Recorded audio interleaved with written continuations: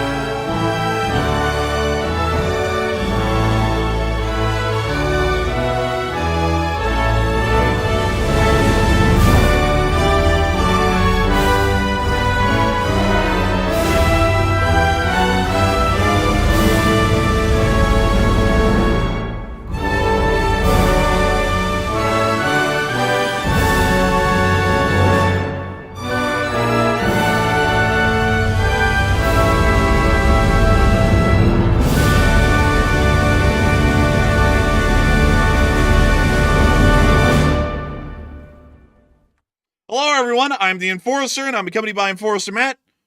And good evening, folks. It's Enforcer Matt, and welcome back to day 1115 of the War News stream. And today we have very big news that Ukraine's attacked central Moscow with the brand new Peklo missile that they're producing inside of Ukraine. Also, U.S. officials are responding to Putin's ceasefire rejection, and Putin is now threatening Norway with attack over the quote-unquote militarization of the islands around Norway. And it's good to see you all once again. And, of course, we're going to be covering the past 24 hours of news from around the world, as we have been able to hear significant news that the Ukrainian armed forces have continued their offensives inside the Pokrovsk, Toretsk, and other fronts, and we've been able to see that they've been continuing to make ground within these areas. We've also been able to hear significant news that overnight the Ukrainians were able to conduct a significant drone attack, striking multiple targets throughout the Russian Federation, including the ones in Tuapse, Novorossiysk, as well as a target within central Moscow as well. We were also able to hear that it appears that the Russian Federation is now beginning to enter some sort of a stall tactic with the United States of America in the negotiations over a ceasefire, and we have been able to see that the U.S. Secretary of State appears to have very little faith in the Russians' honest attempts at once again trying to get into some form of a ceasefire. Meanwhile, we've been able to hear that the Russian captain of the Portuguese vessel that rammed a U.S. oiler in the North Sea has been charged with manslaughter, according to British authorities,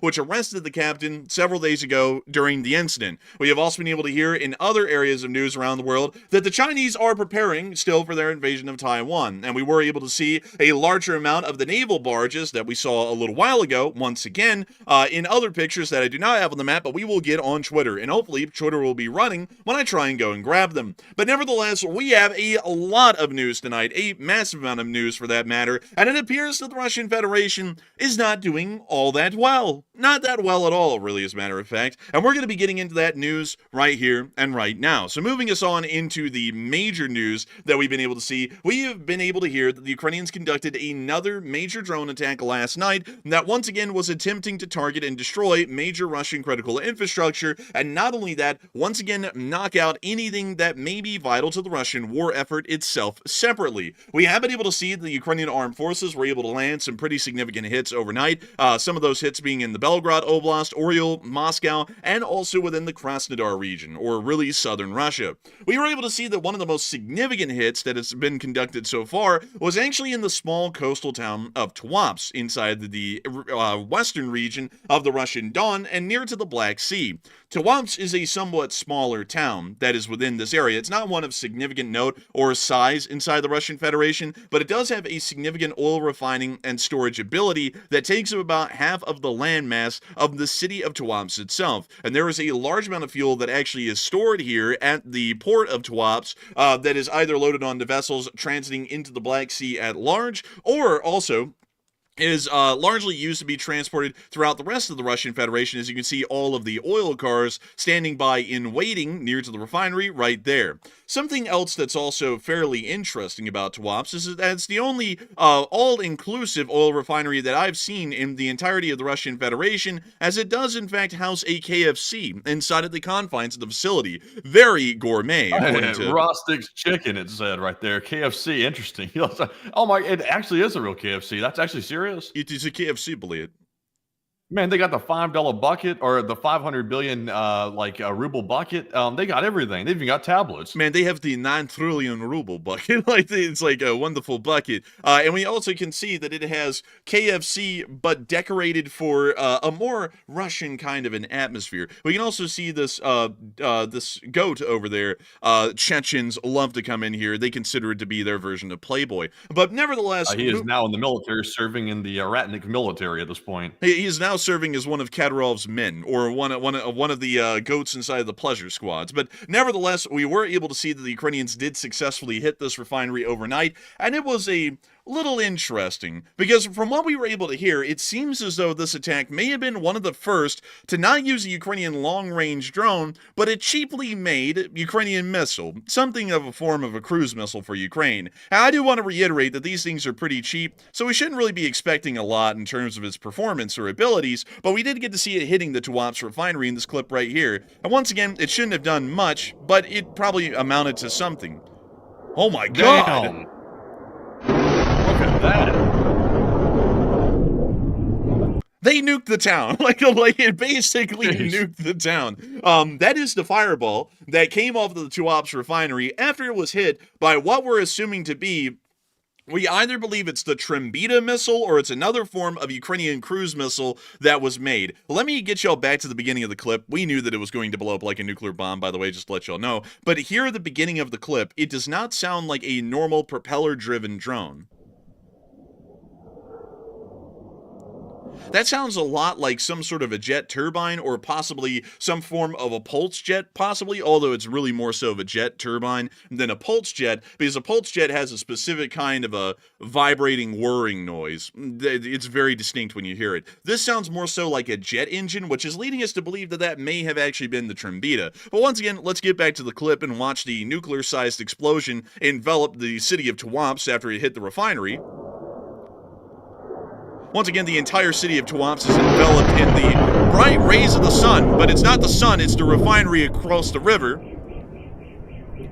What's the ordnance on that thing? Like, that thing must have been carrying some, like, decently sized explosives, because the oil was surely not that explosive. I'll be honest with you, I really do not know the explosive yield of a Trembita missile yet. Let me go see if I can actually find any information on that publicly. Trembita missile. And so, this is... Let's see. Let me see if I can go get y'all a picture of the missile. So this is the Trembita. Well, let me actually... Oh, now the computer wants to freeze up. Hang on, folks. So let me close this down and then move this on screen. Come on, computer, work with me. There we go. This is supposedly the Trembita missile. Once again, I don't know how large this thing is, but notice that it does use a pulse jet engine on top, which is a reason why I was saying maybe it is some form of a pulse jet that we were hearing right there, because that's what this uses. But once again, it doesn't look that big. It's a fairly small weapon, or a fairly small missile, so you would generally assume that the explosive yield in this kind of a system would be somewhat low. But whatever it did... I think it might be a Peklo missile actually, because that's actually a larger looking missile and it has a small jet engine on top of it, and it's like a cruise missile in size. There it is right there. This is a larger looking munition, and this is what's suspected to have hit Tuapse. Is this one right here is the Peklo, and this was recently put into production, and it's like a loitering munition drone missile hybrid type deal. It's hard to explain, but it looks like it could carry some pretty large explosives on board. Once again, they don't really look that big, though. It's about the size of Zelenskyy, like without the wings. So it's not an incredibly big missile. But let's go see if we can get an explosive yield for the Peklo, because if it was one or the other, it most likely was the Peklo, because it didn't sound like a pulse jet, it sounded like a jet turbine. So let's see if we can find any kind of information about the explosive yield. Let's see.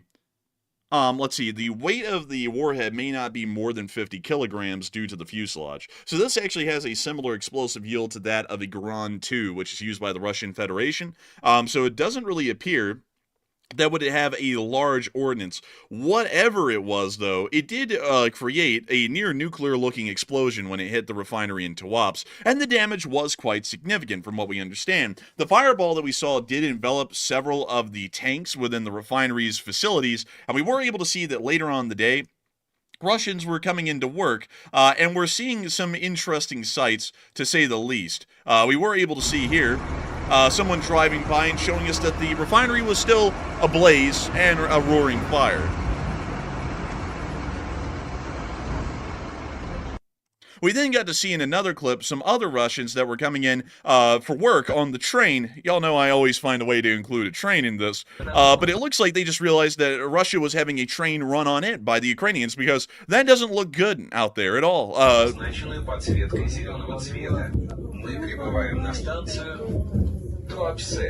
sure that's good for the lungs. Dude, everyone on the train's just looking at like, is that what we're going to work today? It's like, yes, you are going to work in here. It's like, oh, man. But that's the end of that clip right there. And moving on from that and on into our next clip that we also got to see. We also got to see the fire in Tuapse from even another angle. This is, once again, from what we understand, on a train coming into Tuapse. This train, however, just to kind of give you all an idea, the first train appeared to be coming in from the northern side, so most likely passed right through the rail yard, which is largely used to hold what appears to be oil cars, some gondolas, and that's about it. And it appeared that it was coming from north to south. This train actually appears to be coming from south to north into the central Tuapse railway station. So, once again, to give you all a little bit of a comparative idea of where we're looking in each video. Около Роснефти. Смотри, что происходит. Все еще пахнет. Просто быстрее уезжаем отсюда. Ну, как бы это нефть. Giggle, giggle. The whole economy is going to go to hell in a handbasket. Giggle. Man, that kid went. It's like, yeah, you know, it's like. Они тушат. Вон. Ну, как бы да. это невозможно. Это невозможно. Тихо, не комментируй. Можно уехать And they're all getting a kick out of it, honestly. Like, they think this is pretty funny. отсюда. They have no idea how this is going to end up in the end. It's going to be a showdown with the Russian economy before it's over with. Dude, honestly, man, the way the Russians treat things, man, like, they could watch their own father get into a workplace accident and become a fatality. And they'd be like, ha, look, he turned into a hamburger. You know, something like that. It's like, it's crazy, man, because I would be looking at this, I'd be like, this is not good for Russia at all, what's happening right here.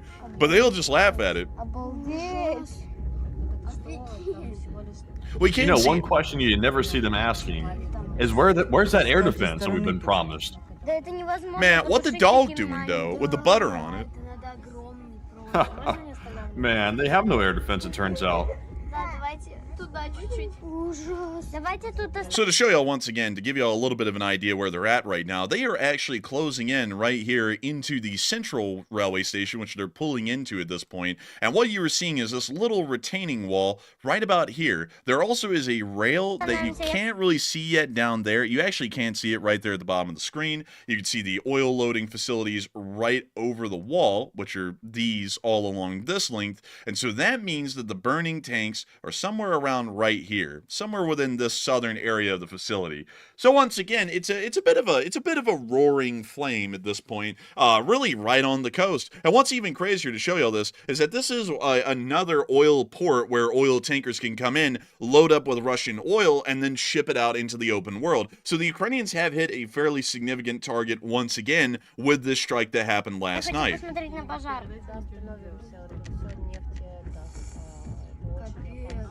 Почему? Это очень опасно, потому что когда ты вдыхаешь, это вдыхает, все может бахнуть на расстоянии, не знаю, километров. 5-10 And you know what is interesting, Matthew, is that you were saying, where's that air defense, though? Where is it, really? Because this isn't that far from Sochi. And somewhere in between Sochi and Tuapse is one of Russia's, one of Putin's mega mansions. And we did know earlier in the war there was a major air defense perimeter that expanded well beyond Tuapse itself, almost up into the area of Dushka, which is just a little bit further north. And they were having a very hard time breaking through that air defense perimeter way on earlier in the conflict. Now they're making it all the way to Tuapse, and we've easily seen the Ukrainians hitting Sochi as well. So I have to wonder at this point, is there even a Russian air defense perimeter in Tuapse anymore, or did they strip that one bare as well to send those air defense systems to, say, Moscow or the front lines because they were missing so many of them at that point?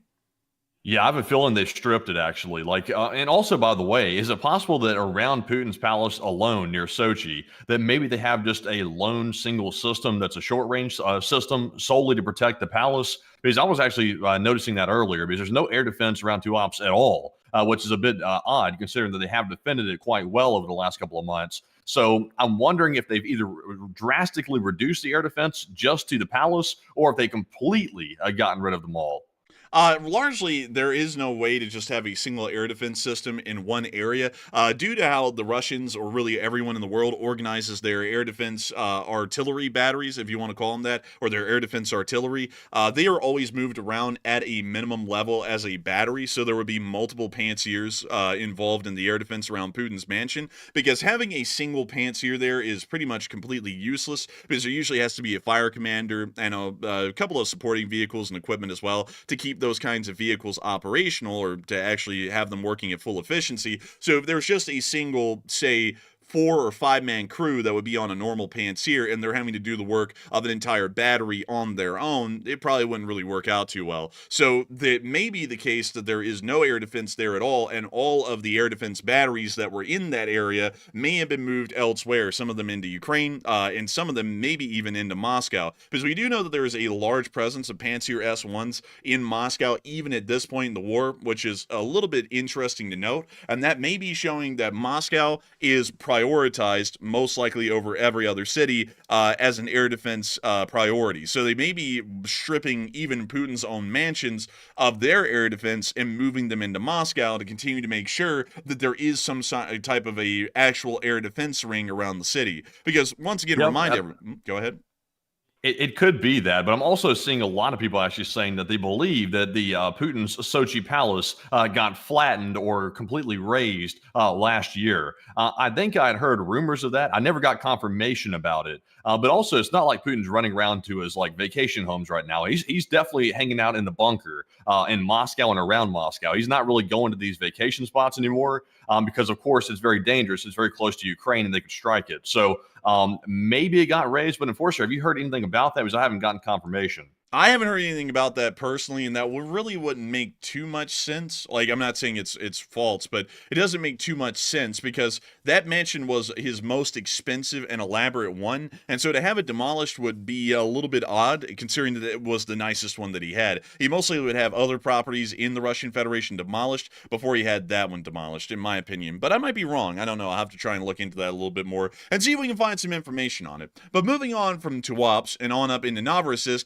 we also were able to see that there is a massive fire that is now raging on one of the hillsides in the town of Novorossiysk. It looks like the Russians laughing at the LA fires didn't really come back to bode them well, because it now appears that Novorossiysk is dealing with its own version of that fire. We don't really know a lot about this fire. Someone said that it's a landfill fire, and well, actually over here, it's a landfill fire, nothing special. It is burning since days. Well, this guy doesn't have a good grasp on English, but let's take a look here. He has no information on his profile. But one thing I will say is that usually landfill fires of that kind of size usually are something special. You don't really see landfills just catch on fire and burn like that. So it's a little bit special and a little bit significant. Whether it's a landfill fire or not, we're not entirely sure. But it is, once again, interesting to note that there is such a significant fire going on in Novorossiysk. Once again, we're not exactly sure as to the cause or the reason behind it, but it is still an interesting occurrence nevertheless. Moving on from that and out of Novorossiysk, we also were able to hear of some other significant attacks that have been occurring throughout the entirety of the Russian Federation. But since we're down in the oil-making regions of the Russian Federation right now, like Tuapse, which is a major oil port at this point for the Russians, considering most other ones have been knocked out or are largely inoperable due to the Ukrainian threat that's posed to them 24/7, a lot of people have been wondering if the Ukrainians continue to strike oil facilities in Russia amidst possible Russian financial collapse, can the Russians hold out? Or in a sense, if a woodchuck could chuck, you know the phrase. I don't even know it at this point. You know the thing. You know the thing, Jack. You know the thing. But Matthew, what are people thinking about it, and what are you thinking as well? Okay, so the age-old question, because once again, the key to defeating Russia in this war is truly through the economic side of things. So with these strikes on the oil facilities ramping up from Ukraine's side once again on the Russian facilities, is this going to cause a Russian financial collapse? And how long is Russia going to hold out at this point? So 51% said no, Russia can't keep this up for long, while 23% said yes, Russia will survive financially, and 19% said it seems like a 50-50 chance. And honestly, we've been asking this question for months and months and months. It seemed like Russia was right on the verge of collapsing about a month or two ago, but somehow they found a way to prop their economy up, at least temporarily, amidst all the layoffs from the oil companies and also having basically nowhere to trade their oil, which is kind of mysterious and makes you wonder if Russia is getting some external help to keep their economy going from maybe one of their allies. And I would say that's probably likely. So I'm going to say it's a 50-50 chance. It depends on the future U.S. sanctions. That will be a big factor in it. And also, it depends on whether or not Putin keeps pissing off the United States president and whether or not the U.S. president is going to start punishing Putin even further in different means, like cutting him off from banking and other things like that. So I'm with the 19%. But Enforcer, what say you? I would have to say that I will probably be with the 19% as well. It's a bit of a 50-50 chance. I'm not really sure if the Russians are going to be as doomed as we have initially believed, because once again, I do have to point out that the Russians have pretty much refused the ceasefire yesterday, the unconditional one. And so now the United States has decided that we're going to start negotiating with the Russians and possibly even, I don't know, give them concessions. We're not entirely sure on that, to get them into a ceasefire to begin peace talks. I have no clue. Once again, yesterday it seemed like things were very clear. Today, I guess the president just woke up with a different idea. So now we're working with a totally different reality. You got to trust in the great leader and everything. God bless. He's doing, all that crap. So I don't really know what's going on today in the diplomatic sphere. Once again, it could just be the fact that, there's about to be a capitulation, or it could be the fact that we're about to give Ukraine nuclear weapons. There's no way to know what's going to be going on in between, which is great for analysis purposes because it gives us not a damn of a clue of what we're actually talking about. But beyond that, I would have to say that in my opinion, I largely would believe that it's a bit of a 50-50 chance. If the Ukrainians continue to hit it and the sanctions do stay in place, we'll probably see that the Russian Federation does start to financially go down the tubes, along with the oil going with it. Or we may see that the sanctions are lifted and the Russian Federation is able to escape the clutches of financial destitution just by a hair, which may also happen as well. So with that, I hope that does address that somewhat well on what we're working with today. But once again, we honestly have no clue. We kind of had to take it day by day to put this out there for many people, because I know a lot of people want to hear analysis of what's going on. The office of the President of the United States once again threw a monkey wrench into our analysis. I assumed that by today we would already be deeply offended by the fact that the Russians didn't just take the ceasefire for what it was, and they're now acting like they're going to get unconditional terms to even get into a ceasefire to talk about the end to the war, the actual end to the war. So now we've decided today that we were going to remove Kellogg from the diplomatic team and we are now going to try and talk it out with the Russians and see if they'll even get into a ceasefire at all, which is not exactly how I expected it to go, because the Ukrainians got shaken down and shafted, and now that the Russians are doing even worse than the Ukrainians did, they made the U.S. delegation wait 8 hours before they even spoke to them once they arrived in Moscow, which is fairly insulting, considering that we acted like Zelenskyy was absurd for being 30 minutes late to the White House, and although he was 30 minutes late because he was speaking to the congressional members, the senators and the representatives, for about a little moment extra, because there was more people wanting to talk to him there and he didn't want to be rude, and that was considered a great offense to be 30 minutes late. But when the Russians are 8 hours late, then it's totally fine, and we have to understand they're very busy people.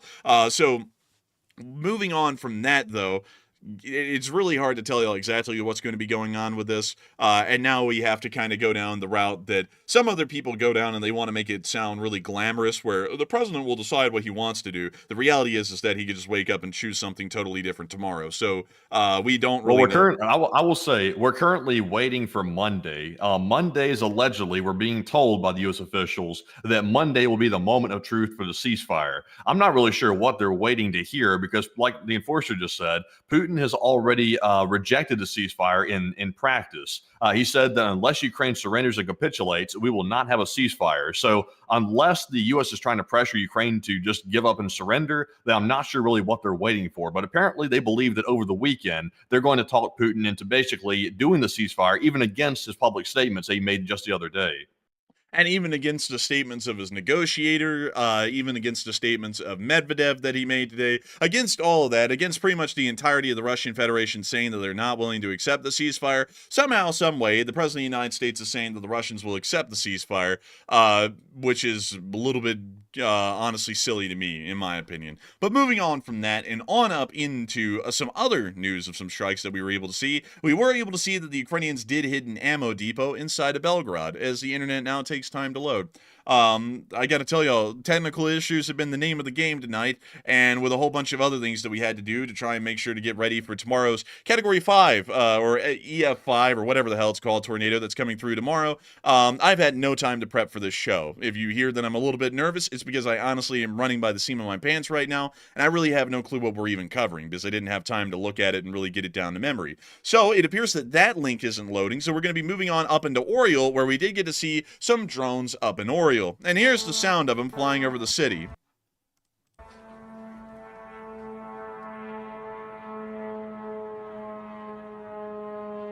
Now those sound like the ones we're familiar with.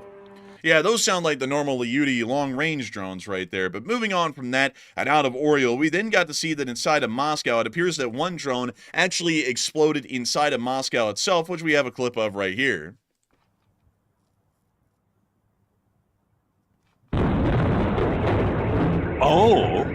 Oh my.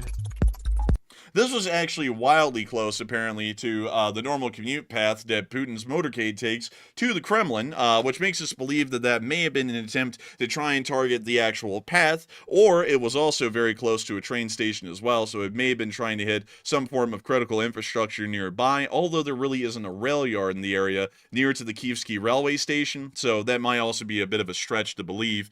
But beyond that, it is interesting to see that a drone exploded that close to Putin's normal path that he takes into the city each and every single day. Moving on from that, though, and trying to see so moving on into a poll, Ukraine launched a drone attack near Putin's Moscow commuter route. Was it intentional? What are people thinking, Matthew? All right, so it looks like about 75% of the audience said yes, it was a clear message to Putin, while 13% said no, it was just pure coincidence, and 7% said it does seem a bit odd, and and honestly, I would say this. When I saw it today, and I covered it in the video, it looked like that was a clear message to Putin. It was not a coincidence to strike that close to Putin's favorite route into Moscow. And also, I thought as a KGB agent or like an intel officer, they teach you not to take the same path to work every day. But for some reason, the Russian equivalent of Secret Service takes him on that same road all the time to the Kremlin when he decides to commute to Moscow. So a little bit odd. I thought they weren't supposed to do that, but he's doing it anyway. So I would say that was probably a clear message and probably was not a coincidence that Ukraine struck that close to that route. But Enforcer, what say you? I would have to say that it was probably a clearer message to Putin, because I can't really see any other kinds of targets that it would have been worth striking in the area, to be entirely honest. There's not a lot of major industry, and there's also not really a lot of other rail yards or anything else, critical infrastructure within this area. So it seems to me to be decently plausible that it was a clear message to Putin in the strike. But moving on from that and into the rest of the news that we also got to see that a military school in the Nizhny Novgorod region was also hit by a Ukrainian drone today. And here's the clip of that as well. Coming in hot, coming in heavy. And here it comes on in. And now they're freaking out. And it hit right on top of the building. Well, that's... Isn't it funny? There's no air defense around this military barracks either, apparently. They don't value the troops very much. Yeah, they have air defense absolutely nowhere. It's actually pretty wild with that. But moving on from that, now to Nizhny Novgorod and on into Moscow, we also were able to see a decent amount of information here of the diplomatic goings-on of today. And we were able to hear that Keith Kellogg, who was a part of the diplomatic negotiating team, has been removed from the diplomatic negotiating team today on the request of Putin, or really the Russian government, because they say that Keith Kellogg has ties to the Kyiv regime, and they don't want him there talking on the behalf of the United States because he's a Ukrainian spy or something along those lines. I don't really know what exactly they're going for there, but Keith Kellogg was removed from the special envoy or the diplomatic delegation that was in Moscow, and now it's going on without him. But we also were able to hear of something that the Russians did that was very polite. Many people know that Russia is strong. Russia is great. And for these reasons, the Russian Federation respects strong countries, and the President of the United States has insisted that the Russian Federation respects the United States of America. They love America. They think about America every day. They think about American citizens every day. They might be thinking about killing us all day, but nevertheless, they respect us a great deal because they think about us all day. And we have been able to hear that according to some information that we got about what happened yesterday, the Russian government actually made the Witkoff delegation wait 8 hours before diplomatic negotiations began. Apparently, Putin told his diplomatic delegating team to wait until he was done with the press conference with Lukashenko, which the entire process took about 8 hours, meaning that the American delegation sat in waiting for 8 full hours before the Russian diplomatic delegation team met them at the U.S. Embassy in Moscow. A little bit interesting to say that the Russians respect the United States when this action alone is showing that they certainly don't respect the United States or the time of our delegation, considering that they waited 8 whole hours before they even met them. One thing that I want to point out to many is that it was stated by many, a decent amount of people, including the President and the Vice President of the United States, that Zelenskyy was very, very rude, and because he was 30 minutes late to the meeting at the Oval Office, which was considered a grave and dire offense to be 30 minutes late. But one thing that's interesting about that is that he was 30 minutes late because he was actually in the U.S. Capitol building speaking to members of the Congress, of the House and the Senate, who were wanting to talk to him beforehand, and there was such a large volume of them that wanted to talk to him, and he didn't want to be rude to any of them, that he stayed around a little bit longer to make sure to shake hands with each of them that wanted to meet him, say hello, and listen to what they had to say about Ukraine. He was 30 minutes late because of that, although he was still engaged in official business with representatives of the U.S. government and specifically the U.S. Congress, a branch equal in authority to the executive, and for that reason, as far as Zelenskyy or his team would be concerned, it is as important to make sure to ingratiate themselves with the Congress as it would be to ingratiate themselves with the executive. So their hands were kind of tied, and for that reason, they were a little late by about 20 minutes to a half hour. On the other hand, the Russians have absolutely nothing going on, as in terms of relevance or importance that would have held them back. Putin was having a press conference with Belarus. Last time I checked, Belarus was so poor, they actually make... Let me make sure that we get the GDP here. Belarus is so poor that they make most multi-billionaires look like nations. The entirety of Belarus only has a GDP of $71 billion, which if we look at the wealthiest Americans in the present day, let's take a gander at this. That went down. But let's see. Oh my God, 244 million. A billion. Billion. A billion. I was about to say, man, if that went down to like 244 million, that was like the biggest fall from grace I've ever seen. Man, I'll tell you, it really is. So let's see all the people who are wealthier than Belarus as a nation. What individual person in America is wealthier than Belarus? So the Waltons, which all are part of the Walmart wealth for the large part, they are all more valuable individually than Belarus. So one Walton is worth one Belarus, or a little bit more than that. The Kochs of Koch Industries, Julia Koch and Charles Koch, are both worth one Belarus. Then we have Michael Dell of Dell Computers, expensive Dell Computers. He is worth about 1.25 of Belarus. You have Jensen Huang of NVIDIA, worth 1.25 of Belarus. You have Michael Bloomberg, who is worth 1.25 of Belarus. Bill Gates, the same thing. Steve Ballmer, Sergey Brin, Larry Page, both of those are a part of Alphabet. Then you have Warren Buffett, who is worth about, actually, surprisingly enough, 2 Belaruses. So if you're getting financial advice from Warren Buffett, I'd take it to the bank, because you can take him to the bank twice more than you can the entire nation of Belarus. You can also take Larry Ellison to the bank, or Mark Zuckerberg, who is worth about 2.5 times the Belarus nation of Belarus. And then Jeff Bezos, and then finally Elon Musk, who is worth quite a substantial number of Belaruses even at this point. But beyond that, it is interesting to know, if y'all all look at this here, that from what we're seeing, there are a lot of people in America, quite a large handful as a matter of fact, that individually are worth more than the entire country of Belarus.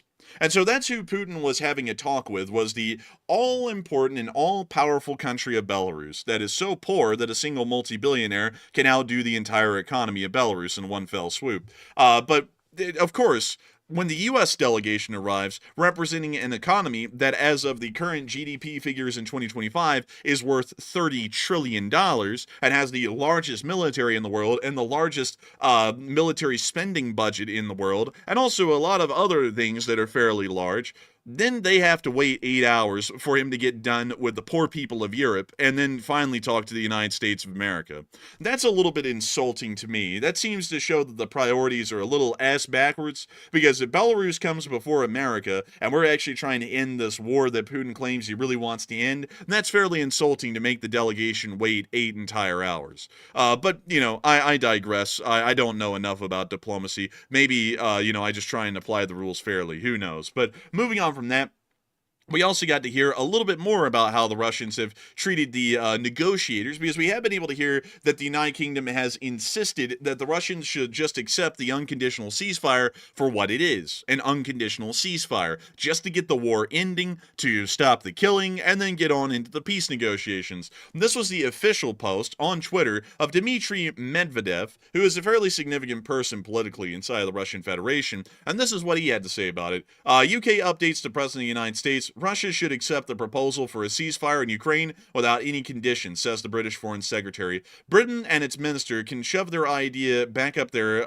hole it came from, diplomatically speaking. And that was the actual Twitter post by Dmitry Medvedev on really what he's thinking right now about an unconditional ceasefire. He is not willing to even entertain the idea of anyone even suggesting that that's what they should just do. And it's once again showing us that the Russian Federation on every level is not looking for an unconditional ceasefire, and it's not looking for the war to end unless if they absolutely win. But U.S. officials are still hopeful that Putin will agree to a ceasefire by Monday. It's just that for some reason he doesn't want to agree to it right now. And it appears that there's a decent amount of results in this, but I've also been able to hear from Matthew that we have breaking news apparently. So what do we have, Matthew?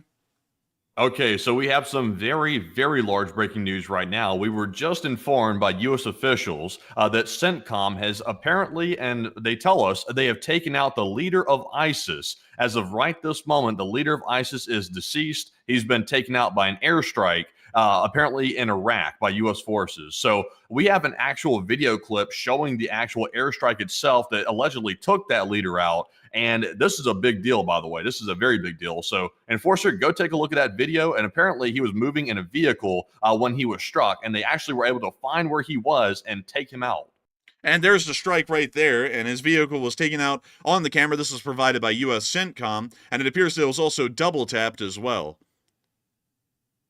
Also, by the way, I'm not sure what leader they're on at this point because, they've flipped leaders quite often these days. But apparently, this guy was the chief of global operations. It almost sounds like a company. But he also served as ISIS #2. And let's see here. It says that U.S. Central Command forces, in cooperation with the Iraqi intelligence services, conducted the airstrike that took that guy out, and also another operative along with him that was in the vehicle. So let's see here. I was trying to see any more information. They've confirmed that they were both taken out, and they were also wearing some vests with explosives as well, and they had multiple weapons in the vehicle. So they have been confirmed that was the leader of ISIS that was taken out. So that is a win for the U.S. interests. Very nice to see, and great to hear another major military success for the United States of America and its Western allies around the globe, as we've been able to see that the leader of ISIS has once again been taken out for, I think, the 20th time at this point. They'll have a new leader tomorrow, and we'll probably be trying to bomb him as well. So hopefully we'll be able to see that this causes some sort of damage to ISIS in the long run. But once again, to point this out, I don't even know the name of this ISIS leader because there's been so many of them that we bombed. At this point, they're almost nameless. Like, they're hardly even around long enough to actually even know them by name, like al-Baghdadi, who was known pretty significantly. It's Abdallah Maki Musali al-Rifai. Rufy? What? Like, no, not Rufy. No, al-Rifai. Al-Rifai. He has an alias, by the way. It's a little bit easier than all of that. It's Abu Khadija. Yes, Abu Hassan and his 40 thieves. Wait a minute, my bad. It's Abu Khadija. Abu Khadija. All right, I'm just gonna call him Abu Hassan. Like, I think you better lock up your doors today. But anyways, moving on from that, very nice to hear, and very big breaking news, as a matter of fact. But beyond that, we have been able to hear from others that the U.S. officials are still hopeful that Putin will agree to a ceasefire by Monday, and a lot of people are wondering, will that happen? And everyone's saying no. So, Matthew, what are people thinking about that, and what are you thinking about that as well?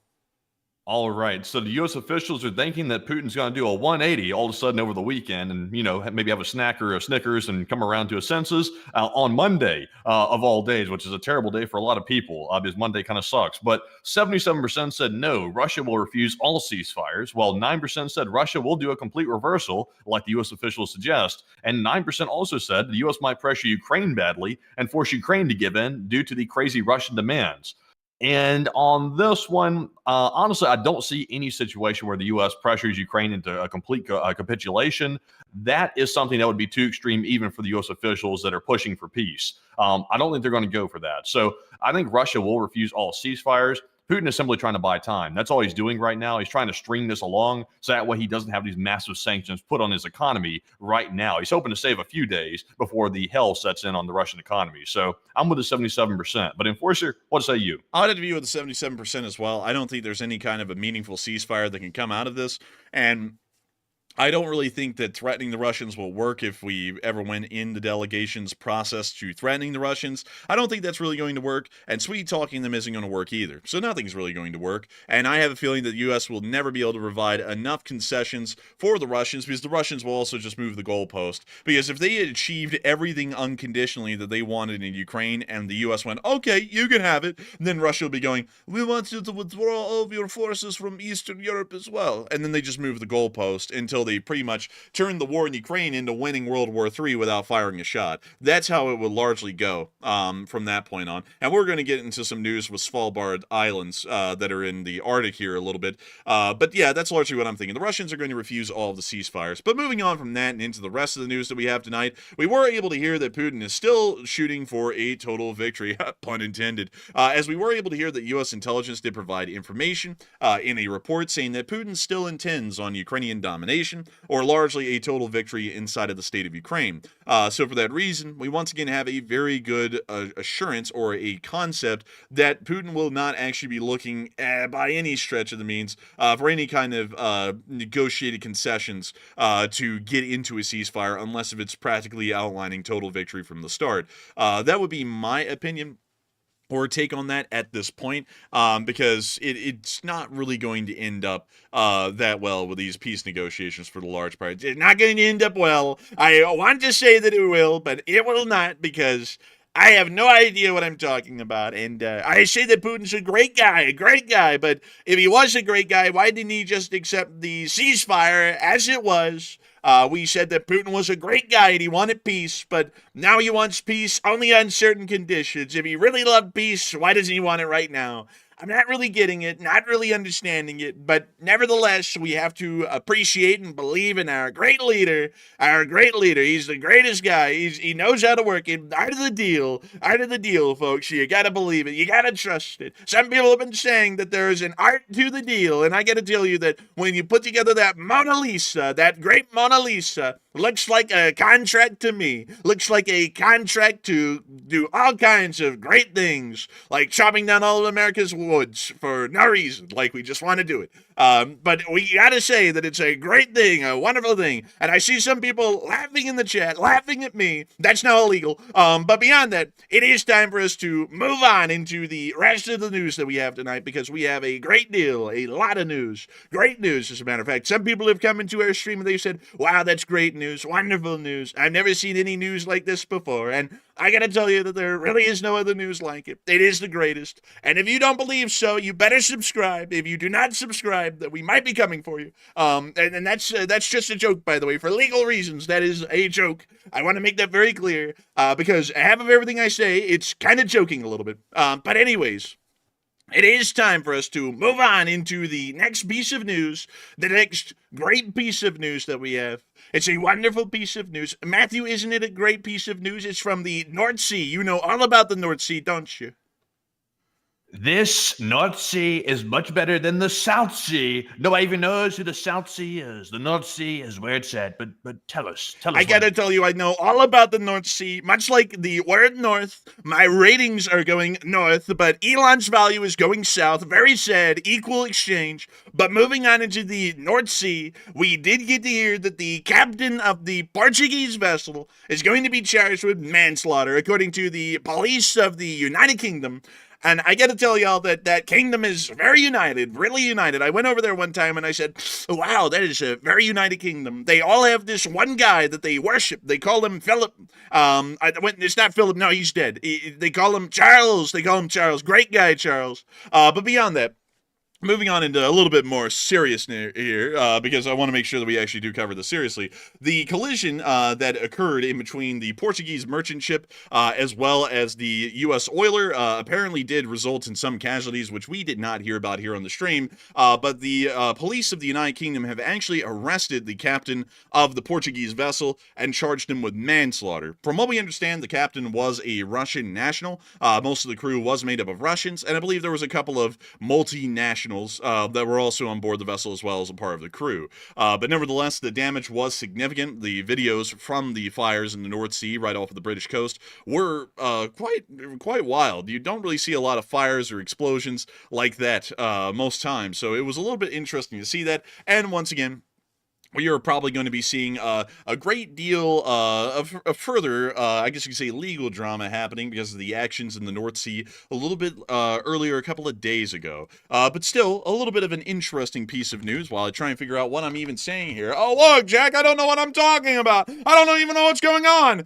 But moving on from that, I'm trying to see if I can get you all to something on Twitter here. But in the meantime, we will move on up into the Svalbard Islands, which are controlled by Norway, as the Russians have directly threatened Norway in a more direct way with open warfare, as the Russians have accused Norway of increasingly militarizing the Svalbard Arctic Islands, which would break a non-militarization treaty signed in 1920. The Russians have threatened that this could lead to outright war in the future if this continued on the way it was. There really is no proof that the Norwegians are militarizing the Svalbard Islands at all at this point, so it appears that it is a Russian attempt to try and create a diplomatic crisis at this point in between NATO and the Russian Federation to largely try and gauge or see how the U.S. would react to that kind of a situation, or how united and cohesive the alliance is so far right now. And it appears that a poll was just put up on that. And Matthew, what are people thinking about that? I know it just went up, but we can cover it while it's coming on in. So what do we got, Matthew?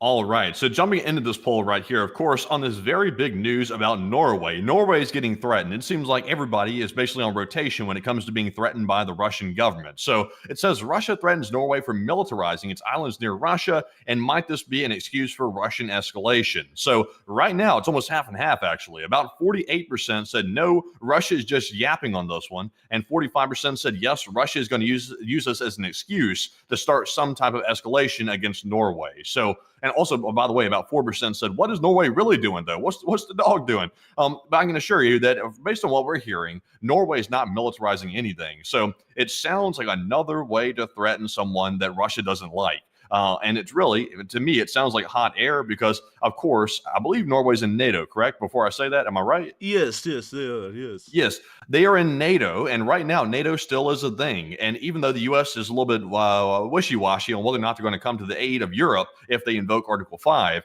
Europe still will respond to Article 5, which is still a whole of Europe response, I guess you could say, in other words, to actually come in and help Norway if they were invaded by Russia. So Russia would have to take all that on if they wanted to mess with the islands here that Norway controls. And I doubt they're going to do that, at least for now. But, that won't be forever because Russia is getting quite crazy. But Enforcer, what say you? I would have to be honest. I do believe that the Russians are most likely yapping on this. Kind of like how they yapped for a little bit about how Alaska was theirs and they're going to take it back. I think this is something a little bit similar to that, just with the Svalbard Islands. The Svalbard Islands do look big on this map. I can promise y'all they are incredibly small. As a matter of fact, they're not really that large. It's the Mercator projection, which makes everything larger when it gets to the north and south of the map. So with that in mind, these islands are somewhat smaller, but I do not believe that the Russian Federation has any actual intentions of creating a larger conflict with Norway over those islands, because once again, that would invoke Article 5, and whether the U.S. wants to be there or not, everyone else would be there to defend the Svalbard Islands against the Russian Federation in that kind of a particular instance. One thing I do have to say, though, is that I just saw that there were a couple of different towns on the great place of Svalbard. Wonderful to see. I can see that they have an island called Spitsbergen. Spitsbergen, people. That's like that Haley Welch. Haley Welch. She said spit on that thing, and it looks like they spit on the Bergen. Very great to see. But we can also see Longyear Bayern. I guess you could say that that's kind of like when the Longyear tire company, or Goodyear, or whatever the hell it's called, was run under Biden. It was a terrible time. No tires, very little rubber. That's what they said. That's what they said when the stock market's gone into a bear market. They said, it's been a long year, but buy in.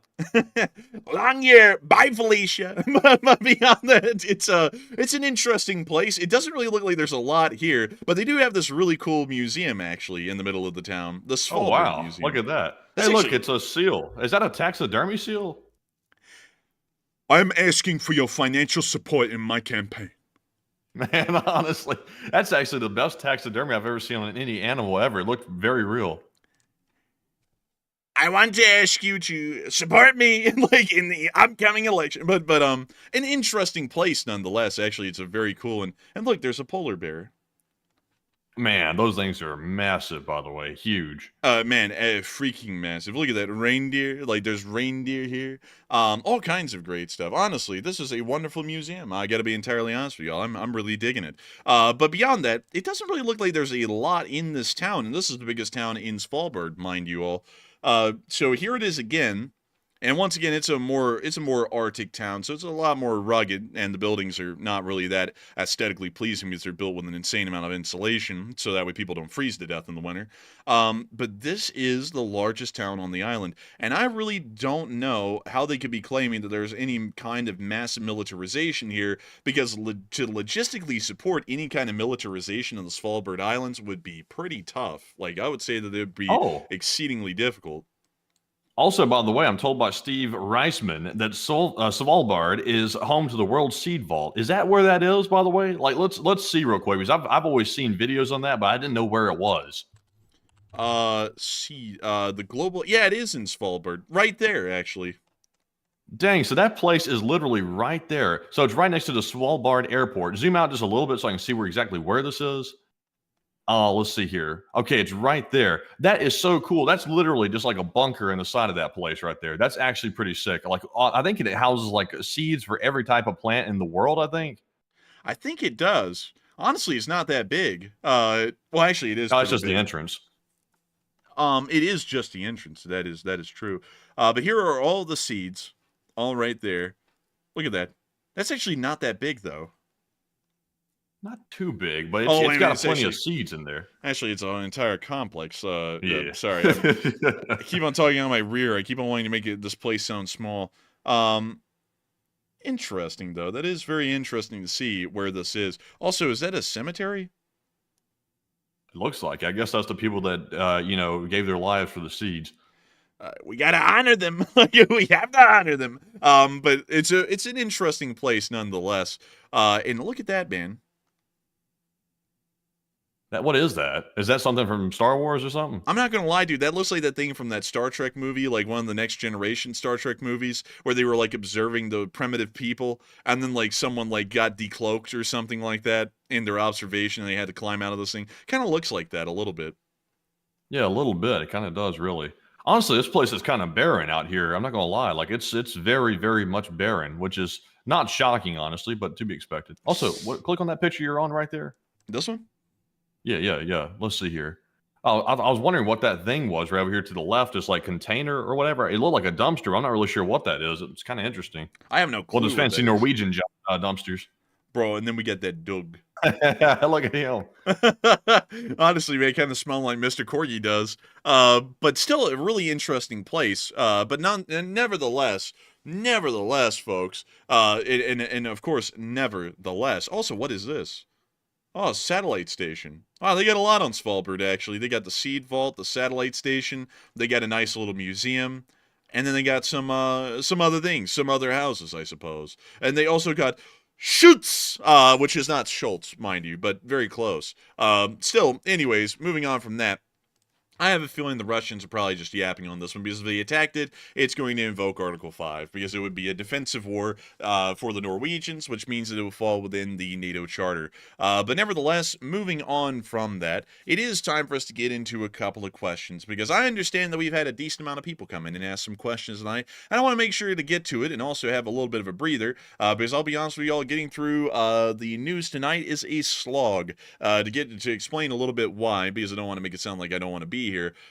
Before the stream, just to give you all a little bit of background, we are about to be slammed here in Alabama with the worst storm that's ever been seen, really, for the large part, at least in my life.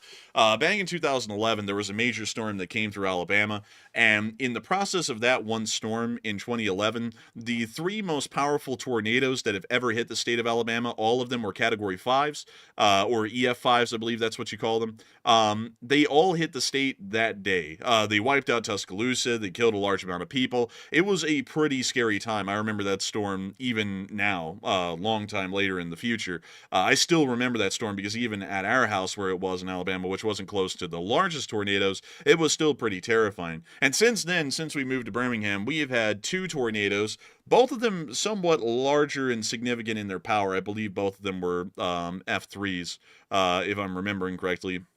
Came within about a mile of us each. So tornadoes are nothing that I really like playing around with, to be entirely honest with you all. And currently we are hearing that the storm cell that's coming into Alabama, it is projected that it's going to be even stronger than the one from 2011. And we're actually hearing, to give you a little bit more information, that apparently the strongest part, pretty much the epicenter of the storm cell, is going to be right on top of us tomorrow in the afternoon. So we're probably not going to be able to run a show tomorrow. We won't be able to let y'all know until the last minute, but the chances are really high that there will not be a live stream tomorrow, because we're going to be having to find some place to hunker down and hopefully not get hit by an F5. But beyond that... But the good news, though, the good news is this, is there's a phenomenon in Alabama called the redneck running into the storm while the tornado is coming straight at them. There's a phenomenon that's been seen around the world. It's exclusive to Alabama.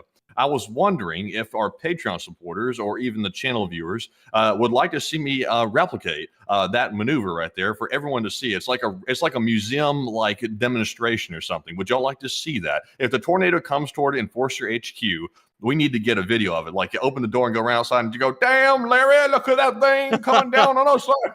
Man, honestly, that'd be some like fire Patreon content. Man, that would be absolutely fire. But to continue to explain to y'all why I'm a little bit off kilter tonight. So all of that's coming around the pipe. So we're already hearing that there will be some pretty significant hail tonight. And the problem is that our cars are out in the wide open. So right before the stream, we found that out.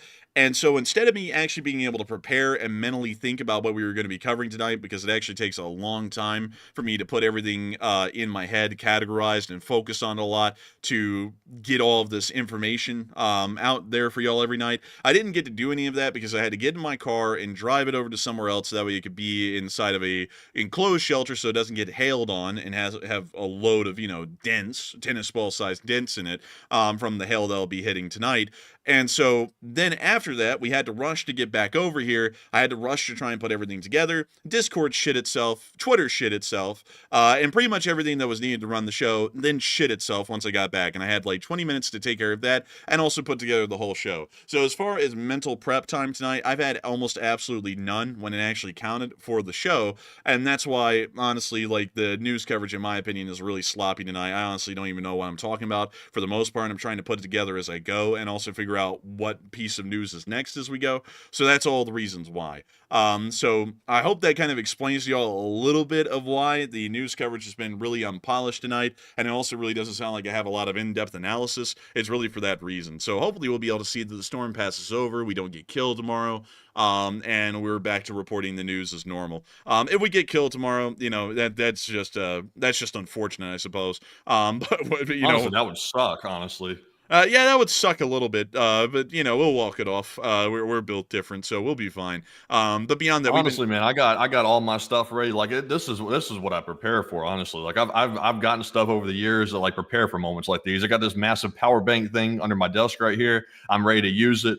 Charged up to 100%. I got that IFAK kit with a tourniquet. I got all that stuff ready to go. I got all my knives, all my stuff. I'm telling you what, man, you never know what you're gonna need. But I've got all that prepper stuff. And maybe I might get to use it, unfortunately.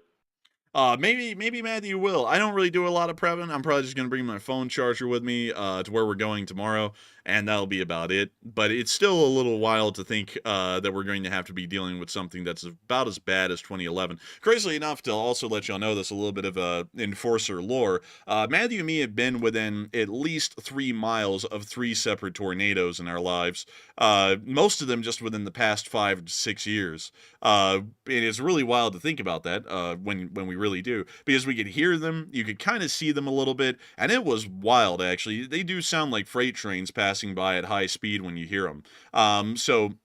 And the damage is always extreme. Like even with an F3 tornado, buildings can just get ripped literally to shreds where there's nothing left but the foundations. So when you hear that they're going to be coming through tomorrow, and not only that, through Birmingham, and the strongest area of the storm is going to be right in Birmingham, exactly in the part of the city we're in, we're like, oh, that's great. We'll have to be ready to hopefully not get wiped off of the map tomorrow.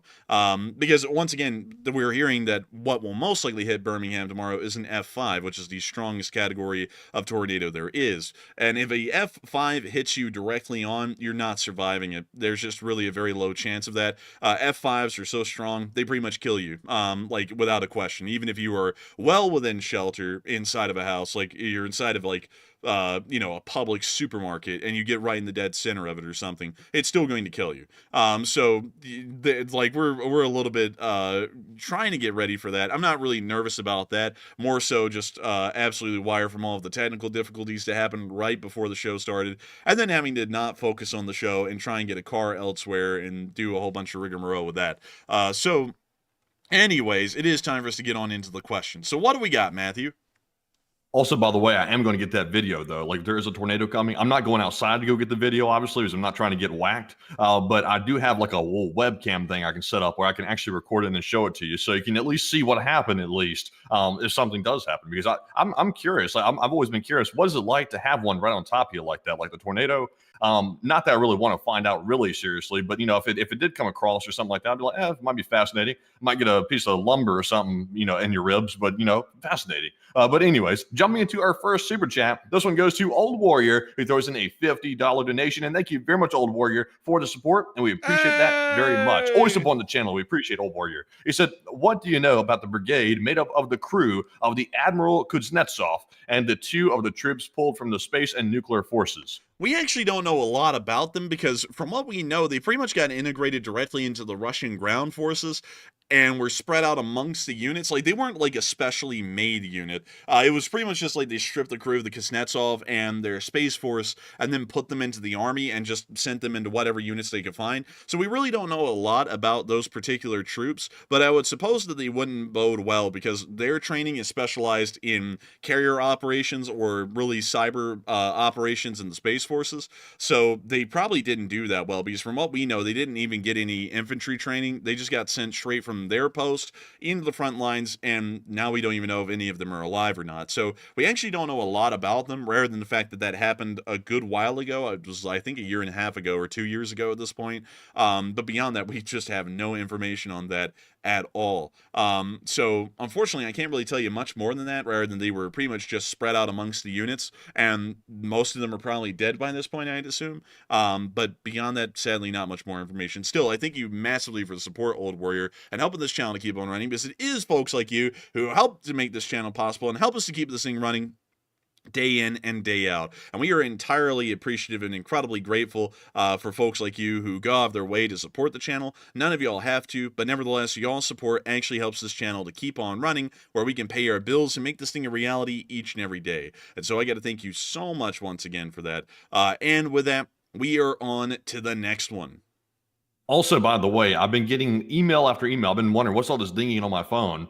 There's a lot of viewers saying that they couldn't make it tonight because they're literally running from the storms and tornadoes. So I just remembered that there are actually people that are right now in the middle of that massive storm. It's currently ripping through the Midwest, I believe, or some parts of maybe the north near Chicago or something like that. So hopefully all of our viewers are safe out there, because I noticed we're missing a few people tonight that are usually here, and I think they actually might be running for their lives. So hopefully they're okay, and hopefully everybody else is watching out too, because it seems to be quite bad based on what I'm seeing right now on the separate weather stream here on YouTube. But anyways, jumping into our next one, this one goes to Ari Soini, the Kiwi wife and Finn, who puts in a $50 donation, and thank you very much, Ari, for the massive support as well and helping to keep the channel running. And Ari said, Kiwi wife and Finn, love the channel and LSA. And thank you so much for the support, Ari Sweeney, Kiwi Wife, and Finn. Thank you to both of y'all for enjoying this channel and helping it to keep on running, because y'all are making this thing possible. Y'all make it possible for there to be a channel to love, because we were able to keep the lights on and pay the bills and keep this whole thing rolling. And so I got to thank you massively once again for that, because if it wasn't for folks like you, we wouldn't be able to make this thing possible, and we wouldn't be able to make it a reality. We wouldn't be able to make this thing real. And so with that, a huge thanks to you so much once again. I hope that does address that incredibly well. And with that, it is time for us to move on into the final question of this segment, and then move on into the rest of the news. All right, and this one goes to Rick Galinchin, who puts in a 30 Canadian. And thank you very much, Rick, once again for that support. And he's been supporting a ton over the last couple of days, and we appreciate that, Rick, very much. He said the Orange Man impression is hilarious. Thank you so much for the support, Rick, and appreciating it. We did an impression of the last guy a good bit. People really took no offense to it. Then we do an impression of this guy. Sometimes people take offense to it. Honestly, I can't be bothered. like, I'm glad that you like it, because I can't be bothered if people don't like it. I personally find it funny. It's honestly dead on point. Because plenty of other people are doing it, and folks get a kick out of it. But it's always fun to me, with how it works sometimes with this whole deal, because I made the no politics rule. Like some people don't get this. I made the no politics rule, so I interpret the no politics rule and try and make sure that I remain within the confines of what I know the rule is and what it's supposed to be.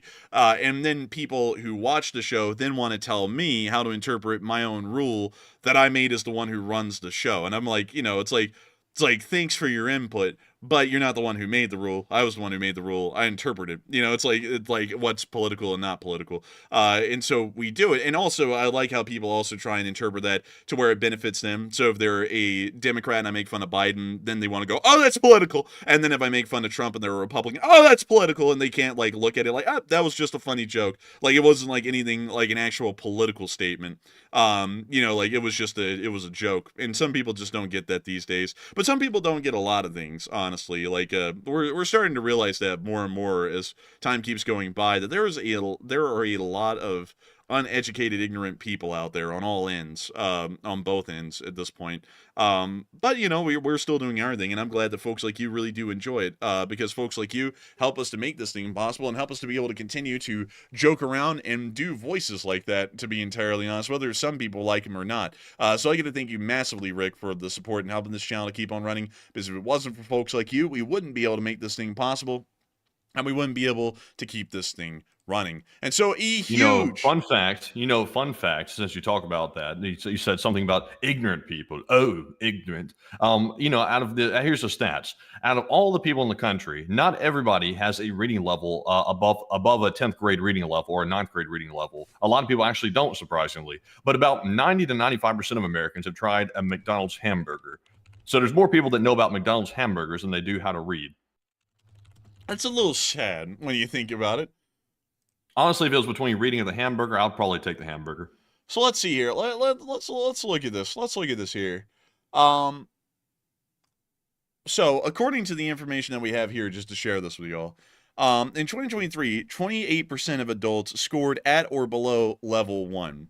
I'm not really sure what these levels mean. So anything below level 3 is considered partially illiterate.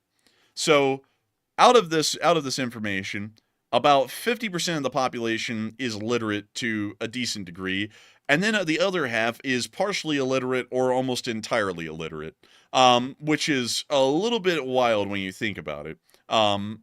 Like really wild. And they all vote. They all vote, man. That's the catch. They all vote. Now, one thing I will say this: I'm not in favor of like literacy tests in order to have people vote. That turns into a really bad thing, because of course that can be used to try to limit who's voting, which is not a good thing. Like, it may be good like on paper, but it ends up doing stuff to your rights that's not very good. But you know, if the reading is a bit of a challenge, which, you know, I understand some people have a problem with like certain things. Some people have learning disabilities and things like that. But also at the same time, though, it's like that means they're probably maybe more easily manipulated, maybe than other people. That's an assumption I'm making. I really don't know if that's the actual case or not, but it would seem like it. So, you know, this observation there.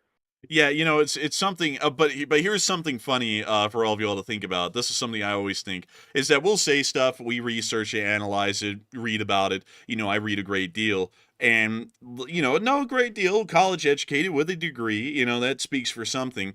And I'll come on here and analyze our news and speak about it and speak about the hypotheticals. And then someone will come in here on their YouTube account and tell me I'm wrong. And there is a half and half chance that they are sitting there telling me I'm wrong. And then they open up a children's book and go, "Spot Ryan after the ball." You know, it's that's crazy to think about, that someone might not even be able to read, like hardly. And then they want to come in here and lecture me and tell me I'm wrong on something. It's like, that honestly, when I think about that, sometimes it just blows me away that folks like that can be that arrogant and act like they know. Like, because like, I don't know everything. I know a good bit about what we talk about here. If I talk about something like, say, nuclear physics, I'm lost. Like, I won't know anything. And I'm fine with admitting I don't really know a lot out of this subject matter right here. But some of those people who cannot read will act like they're an expert on everything. And it's crazy to me that that's the case. But anyways, moving on from that, though. A very interesting kind of thing to remember is that if you're out in the public, and I also want to remind you all of this, because this is true for the left and the right in the United States. Half of the people that you're going to talk to that support either the left or the right, chances are they probably can't even really read, like, at all, hardly. So I haven't heard that insult flung around for a while. Like, if someone gets into an argument or something like that, and they're like, "No, you're stupid. You can't even read, man." Honestly, like if somebody gets called out for not reading, I don't know if they'd be like, "Yeah, man, you're right." Like, but that's wild though when you think about it, man. Like you know, they do those things on those talk shows where they like point to a country on a map. You know what I'm talking about? Like, Jay Leno used to do those all the time, and it always was just hilarious to people. It used to be like, point to America, and then they point to Iran or something like that. But there are a lot of people like that who just can't even read either, like hardly. Yeah, I think I heard Conor McGregor say that Floyd Mayweather couldn't read, and I never heard him deny it. And I was like, wait a minute, is that true? Like, Conor McGregor's a trash talker, obviously he's a UFC fighter, but it's like, wait a minute, can the guy not read? It's like, he didn't say no. I'm like, okay, well, apparently there's people out there that really can't read. Well, I mean, that's coming from like a registered felon, I think. So it's like, can he No, really he read? isn't. Wait, he isn't? No, I don't think so. Oh, well, that's interesting. I thought he was for reasons. But beyond that, remember, folks, reading is important. Like, math is somewhat important, but reading is very important. Make sure to teach your kids how to read. Don't let them be that kid that reads like he's still a third grader when he's like 30. Please have them reading in a college level because it's very important for understanding and comprehending things. Because if you can't really read that well, chances are you're not even really comprehending most of what you're reading, or you're completely misunderstanding it. But anyways, You know what's crazy though? I see people. I don't know if this is true or not. By the way, I'm just going off of what I'm seeing in the chat. Some people are saying, or at least alleging, that Floyd Mayweather can't read that well. Honestly, in that saying though, the dude is crazy rich. Like, he's richer than most people. Like most of us, way, way, way richer than any of us. But the guy can't read, but yet he's richer like that. That's crazy. man, that is crazy, man. Like, honestly crazy.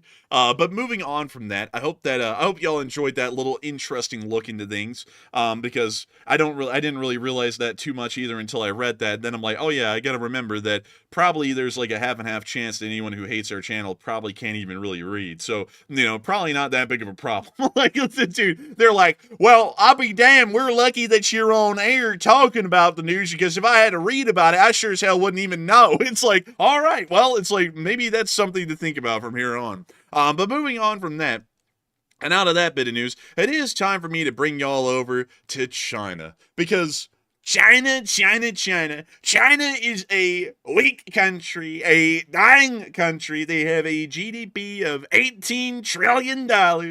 Very small, very insignificant, really weak. Xi Jinping, more like Xi's not hitting that ping because there's no coins in his cash register, ultra poor, but they are producing a Bailey Bridge, or what we would call a mulberry harbor. It's called a mulberry because they like to put berries on it, and they cook cobblers on this bridge. But beyond that, it has been connected during a recent amphibious landing exercise by the People's Liberation Army Navy on the coast of the South China Sea, which have likely been tailor-made for a future invasion of Taiwan. Look at that bridge. That's one giant bridge, the biggest bridge, the greatest bridge, but it's not an American bridge. It's 25% sanctions. I mean, tariffs. Not great, not terrible, but I don't like them, and it looks like they are getting bigly ready for a big invasion of Taiwan, and it does not look great. Matthew, what do you think of this Mulberry Harbor? Honestly, to me, it looks like it looks like China is almost about to go invade Taiwan, honestly, because that looks like a finished product right there, that little prototype they got running. And it looks like they only need a few more to be ready to go. So that's a little bit disturbing. And I wonder why they're doing this in front of the cameras like this, because obviously China controls everything. Like, they did not want this photo to get out. They could prevent it from getting on the web. So are they trying to see what the U.S. response is going to be to this information, to see how harsh of a response you're going to get? Or are they testing the waters, testing the barriers, or what are they doing here? I think it's a part of a Chinese psychological operation against the Taiwanese to show them that the Chinese army is actually making physical preparations for a ground invasion. And that's probably the reason why. Because we do have to remember that the Chinese are trying to pretty much just threaten the Taiwanese into accepting their terms.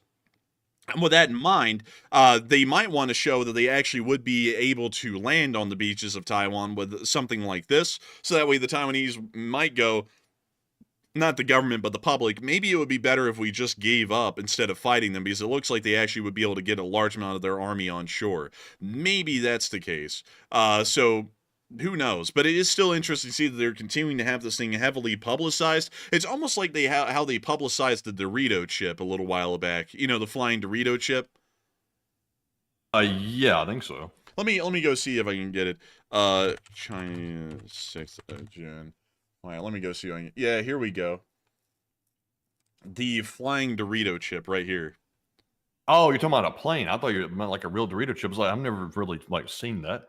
No. I was talking about a plane. But you know, the flying Dorito chip thing from the PLAAF. I looked at this and I was like, that thing doesn't even look like it would be that good, at all, in my opinion.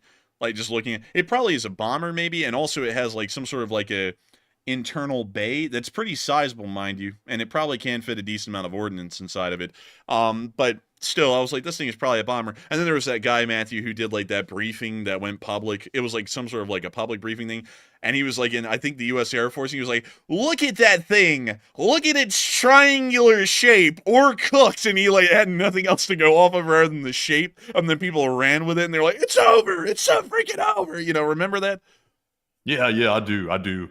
Man, it was a sad thing. But beyond that, they are making the mulberry harbors, and it looks like they're still getting ready to invade Taiwan sometime in the future. Meanwhile, moving on from that and back into the United States of America for a brief moment, we were able to hear some developments out of the U.S. government today, as we were able to hear that there was a statement on sanctions that was made today on the Russian Federation, and the U.S. Secretary of State stated that the president has the ability to impose sanctions on Russia, but he doesn't want to at this time because he hopes to bring both sides of the conflict to the negotiating table, meaning that they're still trying to hammer out the Russians accepting a ceasefire, which is highly unlikely. We also got to hear that the Secretary of State also stated in another quote, are we moving towards peace or is this a delay tactic, speaking about the Russians and the current diplomatic envoy that's in Russia right now. So it appears that the Secretary of State doesn't really have a lot of faith that the Russians are operating in any kind of good interest at all, and they're most likely just trying to look to delay as long as possible, and then tell the United States they're not willing to accept any kind of a ceasefire at all.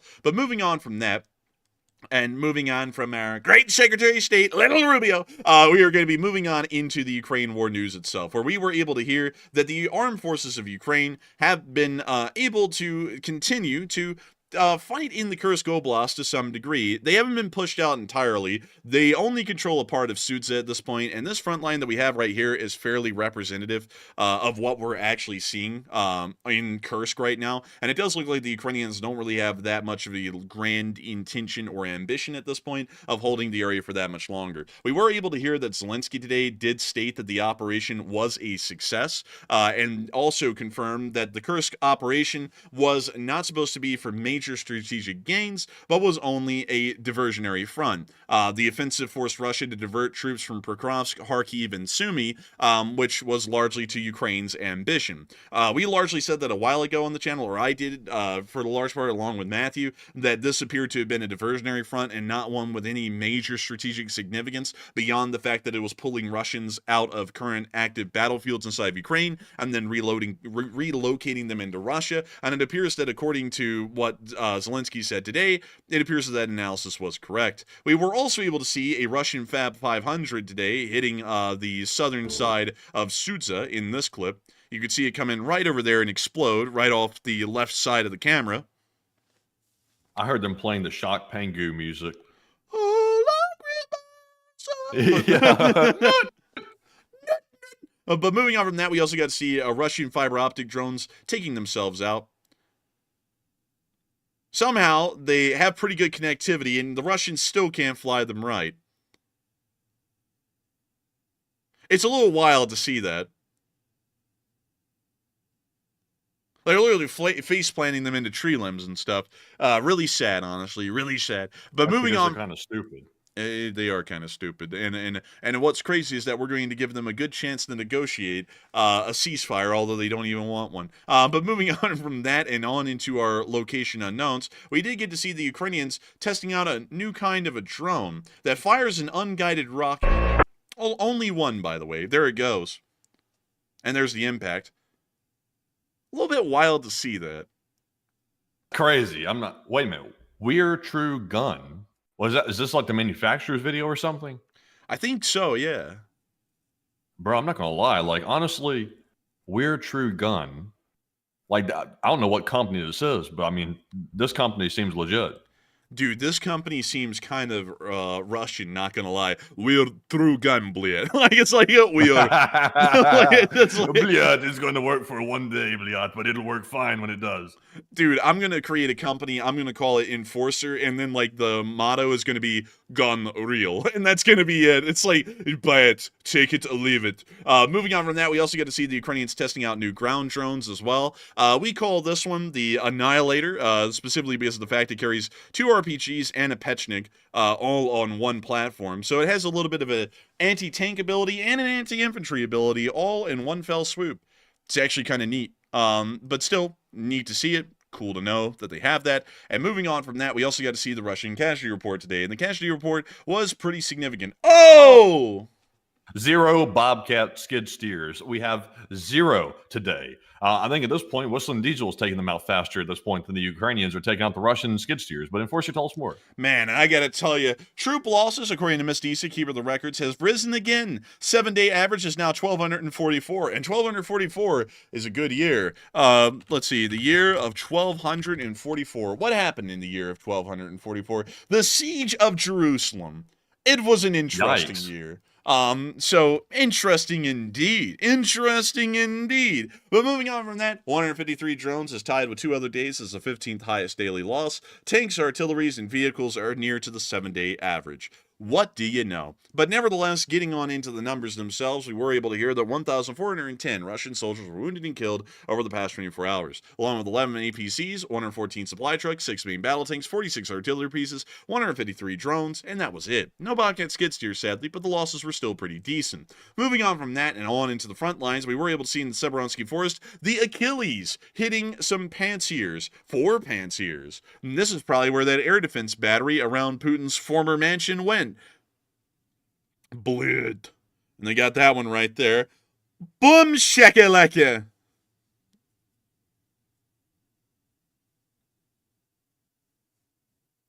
we can see them hitting another one. Oh, boom shakalaka. Here it comes. They hit the third one. You see another pants here. Yes, one. And now they go for the fourth one. Boom shakalaka. Here it comes. Nuclear. Oh, they hit it. You tossed it. Oh, there go missile. And there go second. This thing's this thing's popping off more than Bessemer, Alabama, bleed. But moving on from that clip, and a little bit further on down towards Seversk, we also got to see this M113 in the area. Oh, raw noises. No way. And he's got a nice little engine. Good. Oh.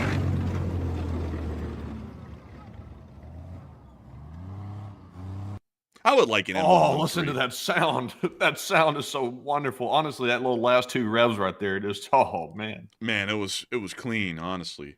Okay, well, anyways, we're going to be moving on from that clip and on into our next one where we got to see a Ukrainian tank on the move. Oh. Today is a good day.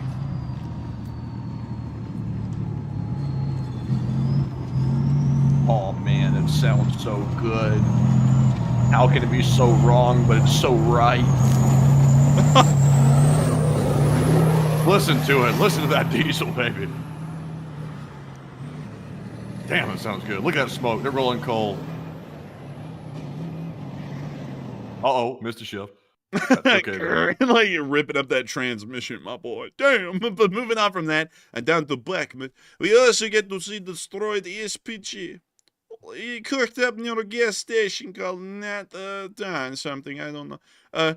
Nat Trick, boy. And us again right here, stand middle of picture, but destroyed SPG. City in background, burned to crispy kringle, but crispy cream. Oh, donut. But moving on from that and on to next clip in Toretsk, we also got to see Russian get pushed back. Yes, Putin claimed that he advanced on all fronts. We see a Russian unit get obliterated. Once again proving they're not moving. You see, we have the Ukrainians surrounded. We've had this plan the whole time. We've lost about 1 million guys, but we've got them surrounded this time. And, if they don't back down, we'll have to take them hostage. That's as simple as it gets. It looks like Ukraine's finished this time.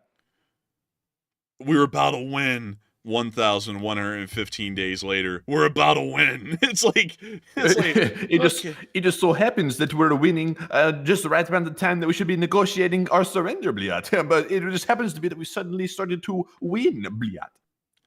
The Russians are the best negotiators in the world. They're cornered. Everyone has machine guns trained right at their chest, and then they'll sit there and go, "You are all surrounded, bliat. Put your guns down," as they're like cornered up on a wall. It's like, Dude, honestly, man, they are the kind that would get tased by the police within like 30 seconds. Like, the police would be like, put your hands behind your back, you're under arrest. Nah, I don't put my, as a matter of fact, you are under arrest. You know, something like that. It's like, Man. that's what would happen to them. The Russians are the type that would walk into a car dealership and look at the brand new Porsche on the showroom floor and say, honestly, it's a piece of crap. Who would even want it? I'll give you $10,000 for that $100,000 Porsche. And they're like, excuse me? You should probably sell it now because your dealership's going to go bankrupt tomorrow. It's like, huh? I was like, where are you coming up with all this? You're just making up these delusional like facts here. Also, by the way, that guy right there just barely look at that. They made it off. They made it off after that. What? I'm not gonna lie, dude. I was honestly expecting that a lot of them just got turned into corned beef. Honestly. Oh, he's crawling. They're That trying to thing's make their way to cooking. the Porsche dealership for the negotiations. Oh, dear. Oh, nope. My goodness. Oh, they were just sleeping on the job. Moving on from that and down into Pokrovsk, we also got to see some more Russian forces getting... Oh, that one's a little bit spicy. But moving on from that, we did get to see some other Russians getting knocked out right over here. They're riding on scooters. We are like the guys from Campton. We ride around in scooter, protect our hood, блядь. And there we go. Like, that's it. It's over. Oh, And here goes another. man.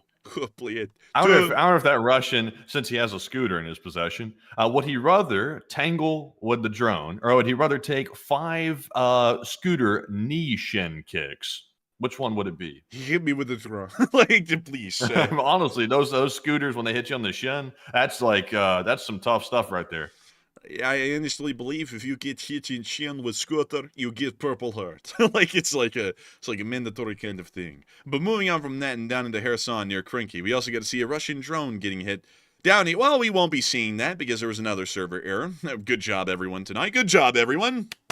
All the systems were working. Twitter, everything. It was great. But moving on from that and on out of that news, because we have nothing left for that, it's now time for us to move on up to Kyiv and cover the speech from President Volodymyr Zelenskyy here on day 1115 of the war. And so, without further ado, here is the speech. Speech! Бажаю здоров'я, шановні українці, українки. Сьогодні весь день багато дипломатії, багато перемовин, які можуть наблизити мир. Зараз на столі американська пропозиція безумовної тиші у небі, на морі та на фронті. Україна сприймає цю пропозицію. І з цього можемо розпочати швидкий рух до гарантованої безпеки, до завершення цієї війни, до надійного миру. Наші команди дуже добре попрацювали на зустрічі в Саудівській Аравії.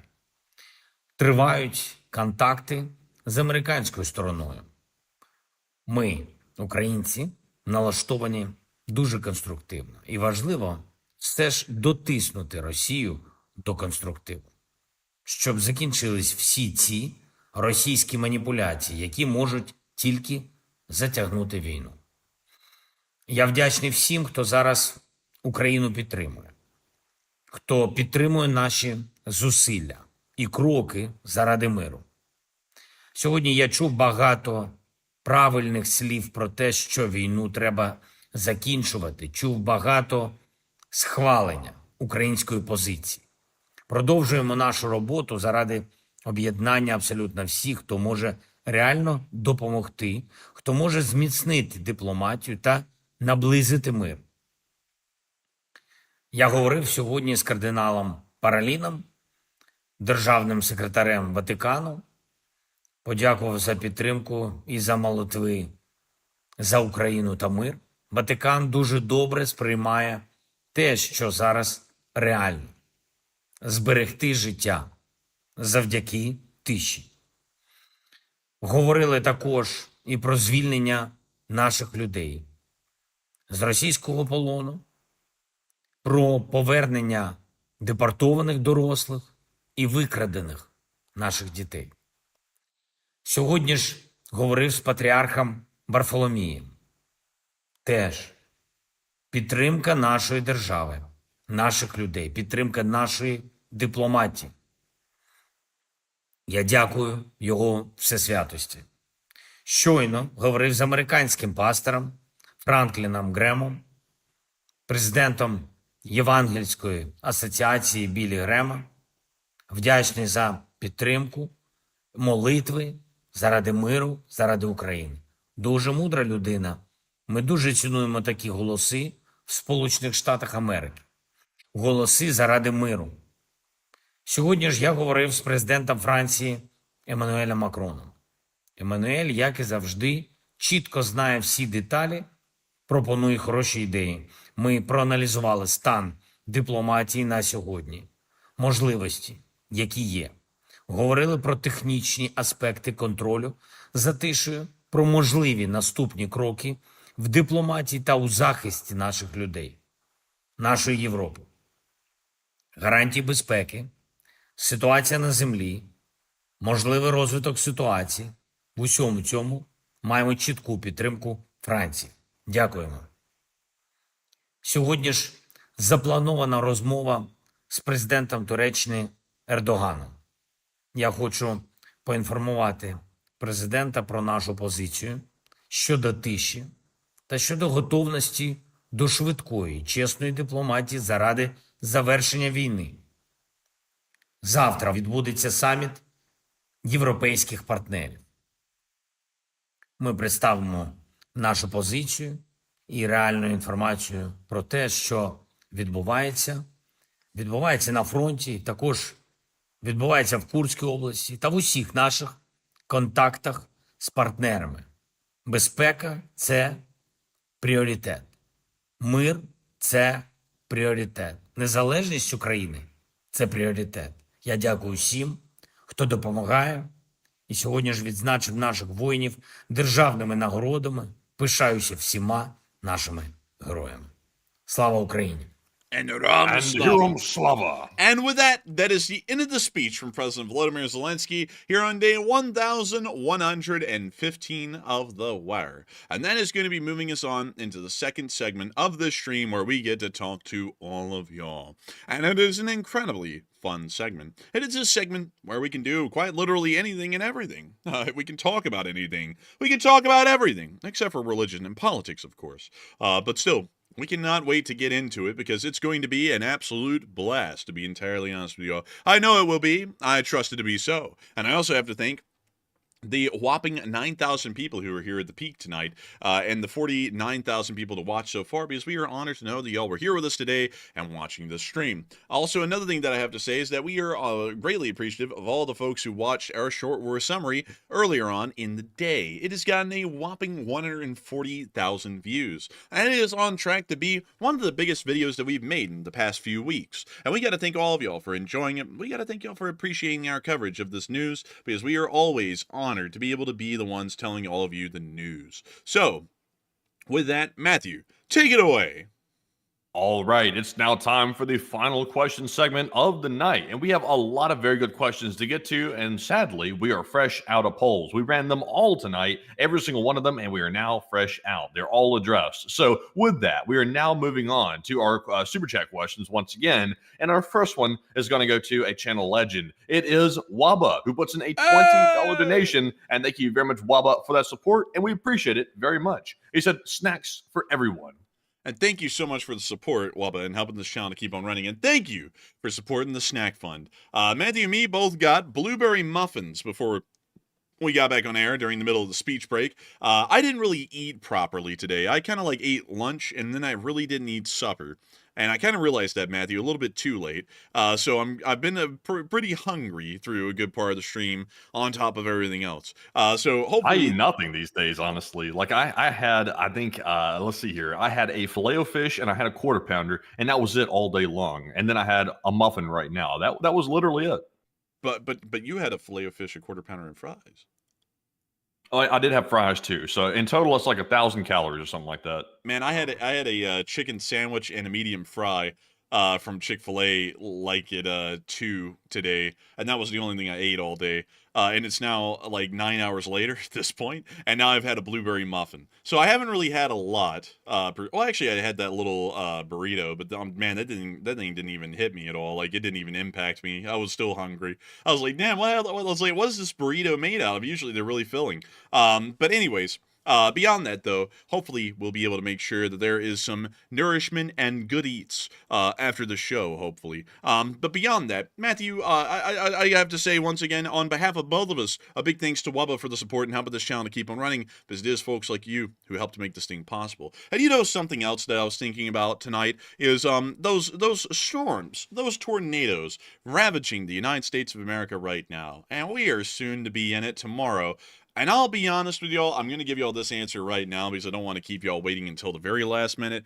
I would expect y'all to see, more likely than not, that we're probably not going to be running a stream tomorrow, because we really don't want to end up getting killed in one, because right now it sounds like in the Midwest there's, I think, about 20 tornadoes on the ground right now in the entirety of the Midwest, which is pretty extreme. And it seems as though, from what I'm hearing, a lot of them are larger in size, like category F4s and greater than that. So we'll have to make sure to be extra careful tomorrow, so that way we can be around to keep running y'all's shows, because you know, we don't want to be dead. You know, like honestly, like, to be honest with y'all, if I ended up dying, you know, no skin lost, really. I mean, you know, it happens. You know, people end up getting killed all the time. But I really don't want to get killed tomorrow, so hopefully we can make it through and get back to covering the news. And hopefully our computers and everything else is around, because if the place we're in right now gets blown away and we're still alive, it probably will be about a good week or so before we can even get back on air, as we have to rebuild our entire studio. So we have to haul the computers. Like, I'm hauling my computer with me. Like, honestly, I'm hauling it all. Like, anything that's valuable, I'm hauling it with me. So honestly, outside of my computer and my monitor, really, honestly, everything else is can be sacrificed, honestly, because if you really think about it, I'm only losing my robot vacuum at that point, and my bed. So it's not like we got like a couch in here or anything like that, because I've been too lazy to get a couch. I don't want to fool with it. So I've been living like Steve Jobs up in here. I've been like sitting on the floor. Some people do that because it's like eccentric. It's like the eccentric thing to do. I'm doing it just for the hell of it because I'm too lazy to go get a couch. So there you go. Also, someone asked, are you near a trailer park? I'm not going to get into the exact details of where we are or what we're in for OPSEC reasons, because the little hot dog people will try and dox us again. But one thing I can say is that the construction of our building that we're in is not entirely sound. It is made entirely out of timbers.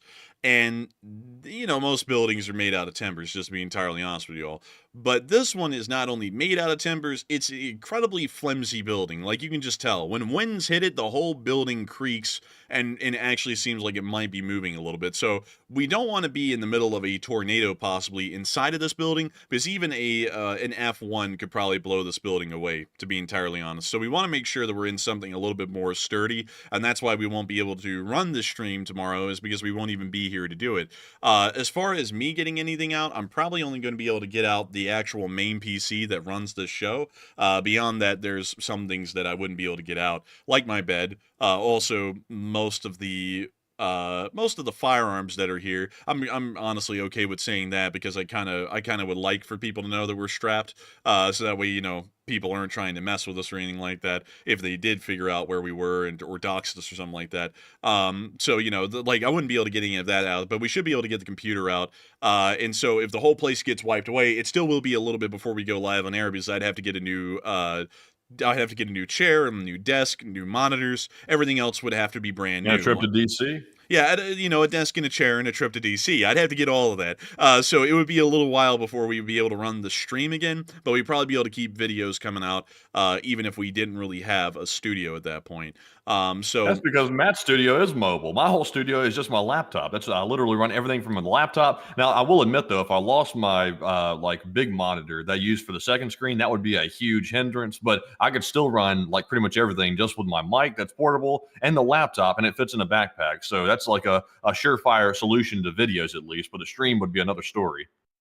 Yeah, Matthew's thing is mobile. There's a difference. Like, Matthew's always like, mine's mobile. I can't be mobile. Like, I can't sit like Matthew, I don't think really Like no, like maybe tonight he gets it a little bit more than normal, but I have to sit down for hours ahead of in advance, put everything down on a map, and then think about it that whole time, and maybe chit chat a little bit before the show, but only for a small moment because I've got to put everything down in my head, play for play, how I'm going to try and say stuff and do it on air, and that takes a lot of concentration and time. So I can't really be like gallivanting and traveling. Like I can't just go to Peru tomorrow, you know, if I want to, because I'm going to be completely discombobulated on what I'm even talking about or doing because I'll have been moving around all day and I wouldn't even have time to set up a show. So my thing is permanent. Like it's set up in place and it stays in place because if I'm moving around, I can't run the show. There's just not enough time in the day to do that. You know, and then there's also the problem of, like, let's say we wanted to take a vacation somewhere and we also wanted to keep running the show. This takes me about 7 hours a day to do just this show alone. And if I make a video, that takes about an additional 2.5 hours sometimes, depending on how many takes there was and all that sort of thing. So I can end up working 9 hours or 10 hours on any given day, or 7 hours at a minimum, most days. So if I'm spending my whole day working, what's the point of getting on a plane and flying to, say, Seattle or something, and then sitting there and working all day because I don't even get to do anything. I'm just working all day for the most part. So it wouldn't make that much sense for me to be mobile, but Matthew can be mobile because he makes the video, which takes about the same amount of time that it takes for me to make one. And then he also gets on the stream, but his prep before the show is a little bit shorter than mine because he makes polls, but that only takes about like T-minus 40 minutes before showtime or an hour. And so it's not as labor intensive as actually having to get all the news put together. So really it wouldn't make sense for me to be mobile because if I'm moving around, I don't even have time to work. So You know what would be super sick? Pull up this real quick on a separate tab. Pull up Mercedes Sprinter van. Just pull that up. Just a picture of one. I want to show something real quick. Images. There we go. Isn't that the you know Amazon what would Prime? be sick? Oh no, they've actually moved away from these. I think they've moved to like Dodge ProMasters or something, but they used to use these. But this would be super cool if you could like have this wrapped with like the Enforcer logo and have literally like a proper mobile studio set up in the back of this thing where it's literally like a mobile studio, and we could go from city to city visiting the viewers and run the show from the van. That would be pretty sick. that would be pretty cool. That would be pretty neat. The only fear I'd have, Matthew, with wrapping it is that we could get shot. Like, you know, like that's kind of going around these days, you know? Well, you could.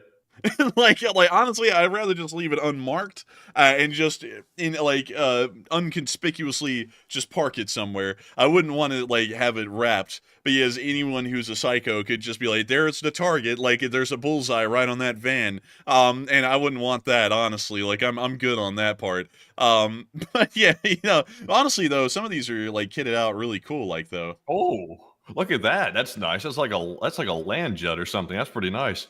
Yeah, look at this one.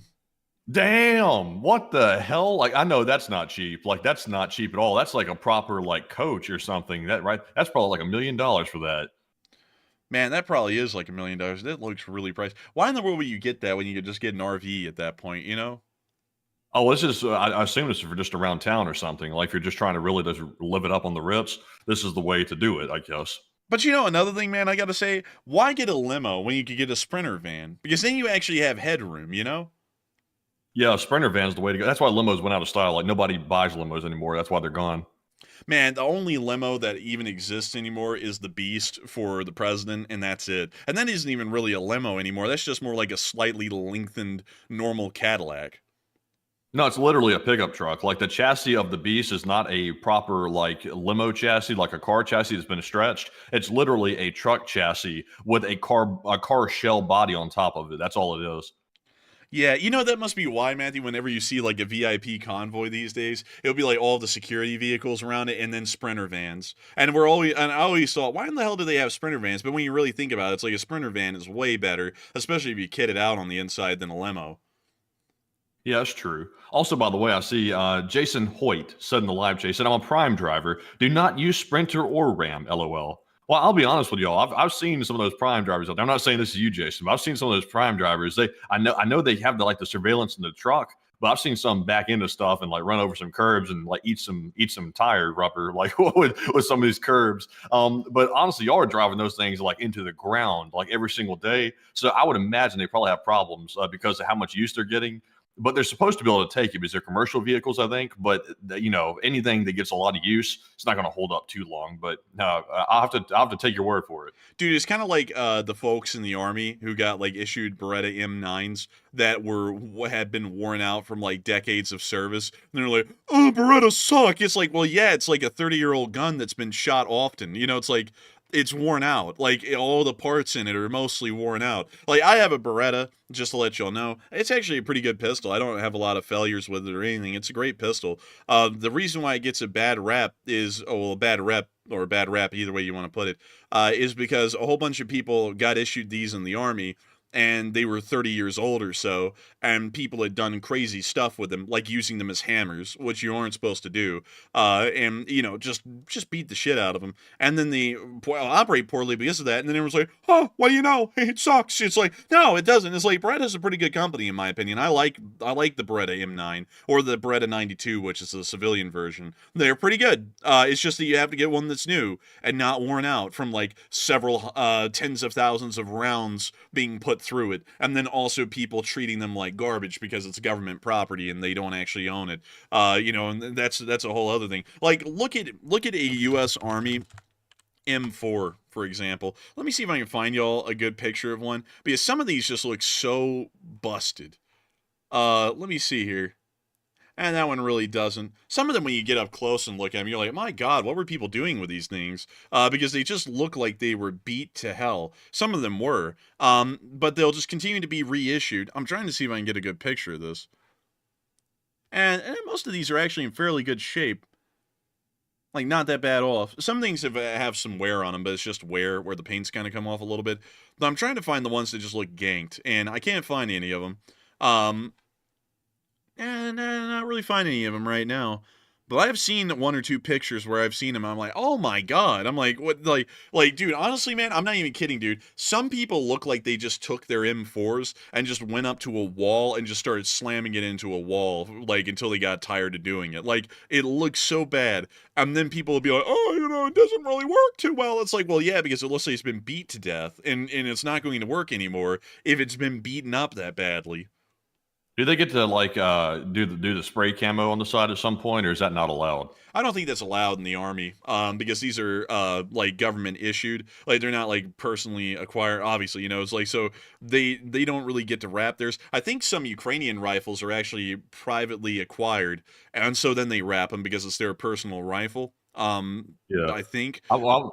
Well, I was going to say, like, yeah, obviously black is a terrible color. Like, if you're in the Middle East and you have a black rifle, that's not good for camo, obviously.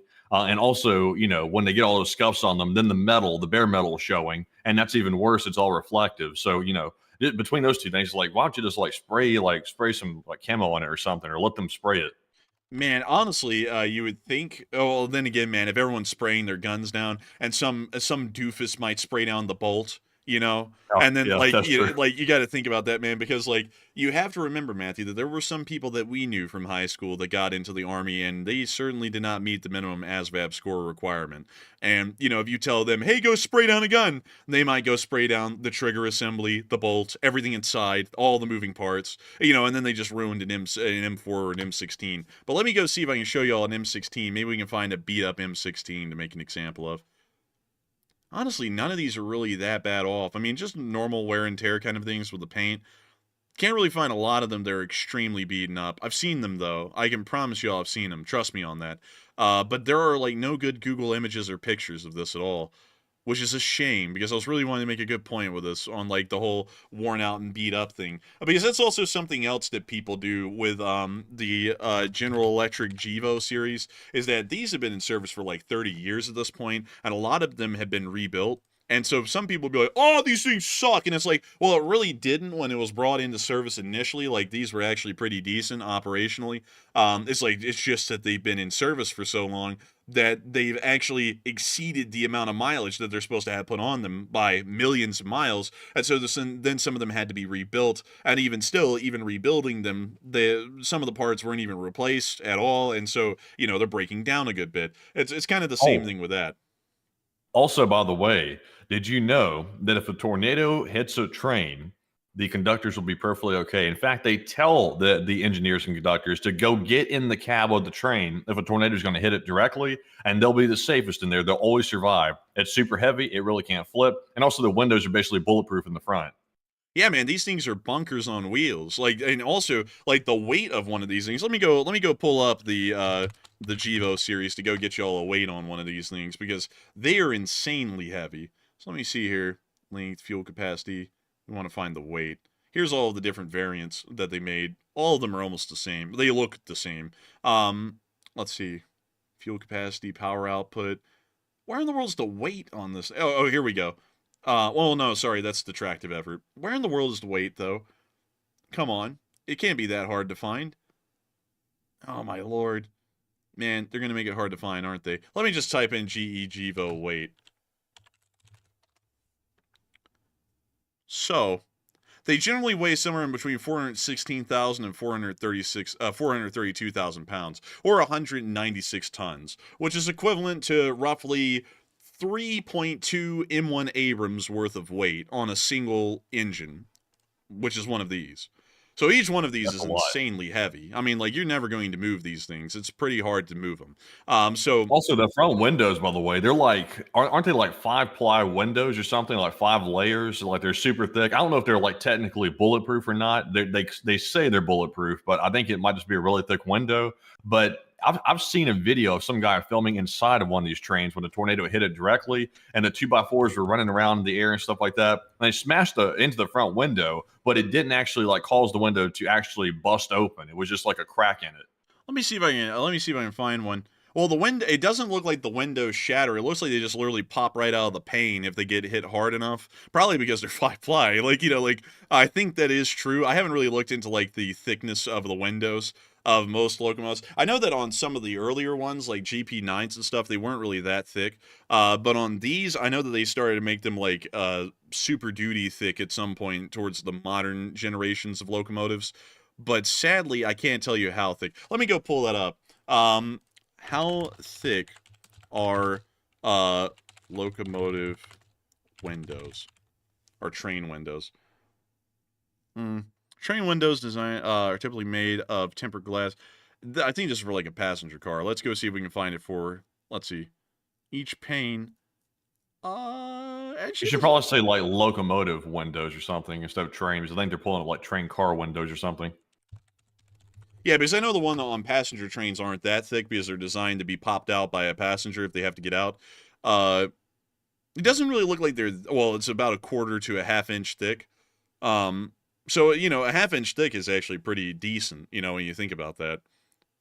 Yeah, it's not as thick as I thought it was going to be, though. I thought it was a lot thicker than that, so maybe it was just propaganda. I think it may have been a bit of propaganda. But here's the comfort cab, or as I've always heard it called, the safety cab, which is the ultra-wide cab.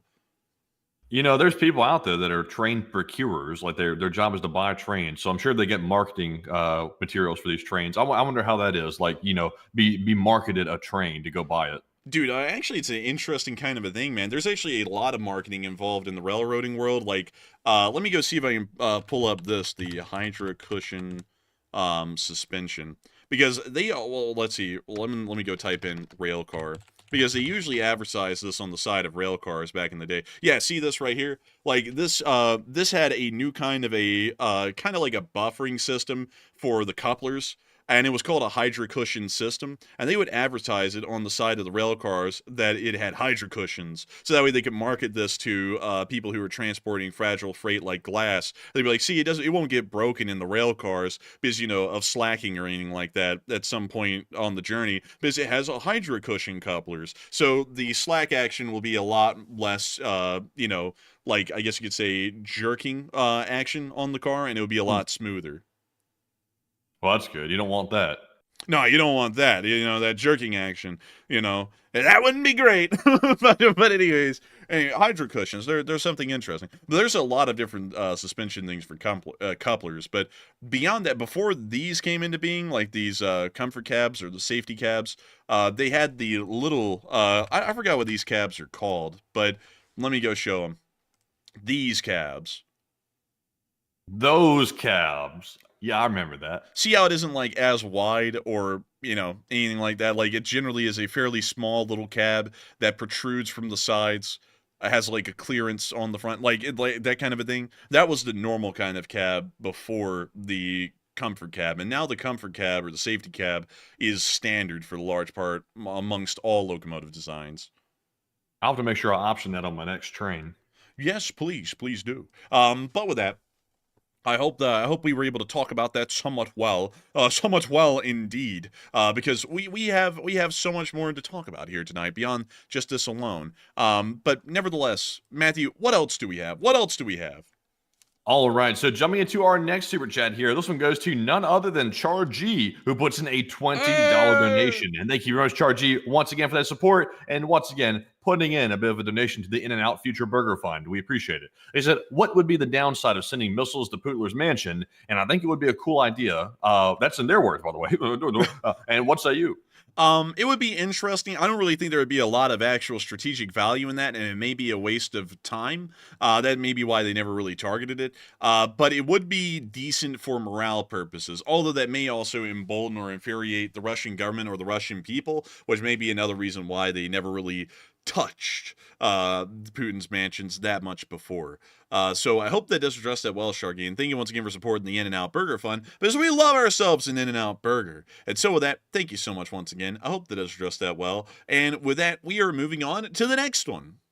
And the next one goes to Zyper Sniper 1, also channel legend, who puts in a $20 donation. And thank you very much, Zyper, for that support once more. They said coffee fund for the enforcers, and great work, and great stream as always, and stay safe when that storm hits. And a question from the chat, please. And thank you so much for the support and helping this channel to keep on running. And we will try and stay as safe as we can when that storm hits. It's going to be a bit of a big one. It's going to be the biggest one we've seen in our lives. So we'll hopefully be ready for it, and we hopefully won't get hit too badly. I'll be honest with y'all, it seems like the weather elements these days are just getting more and more extreme with each passing year. Like the hurricanes are getting stronger, the tornadoes are getting stronger, the temperatures are getting hotter and colder at the same time.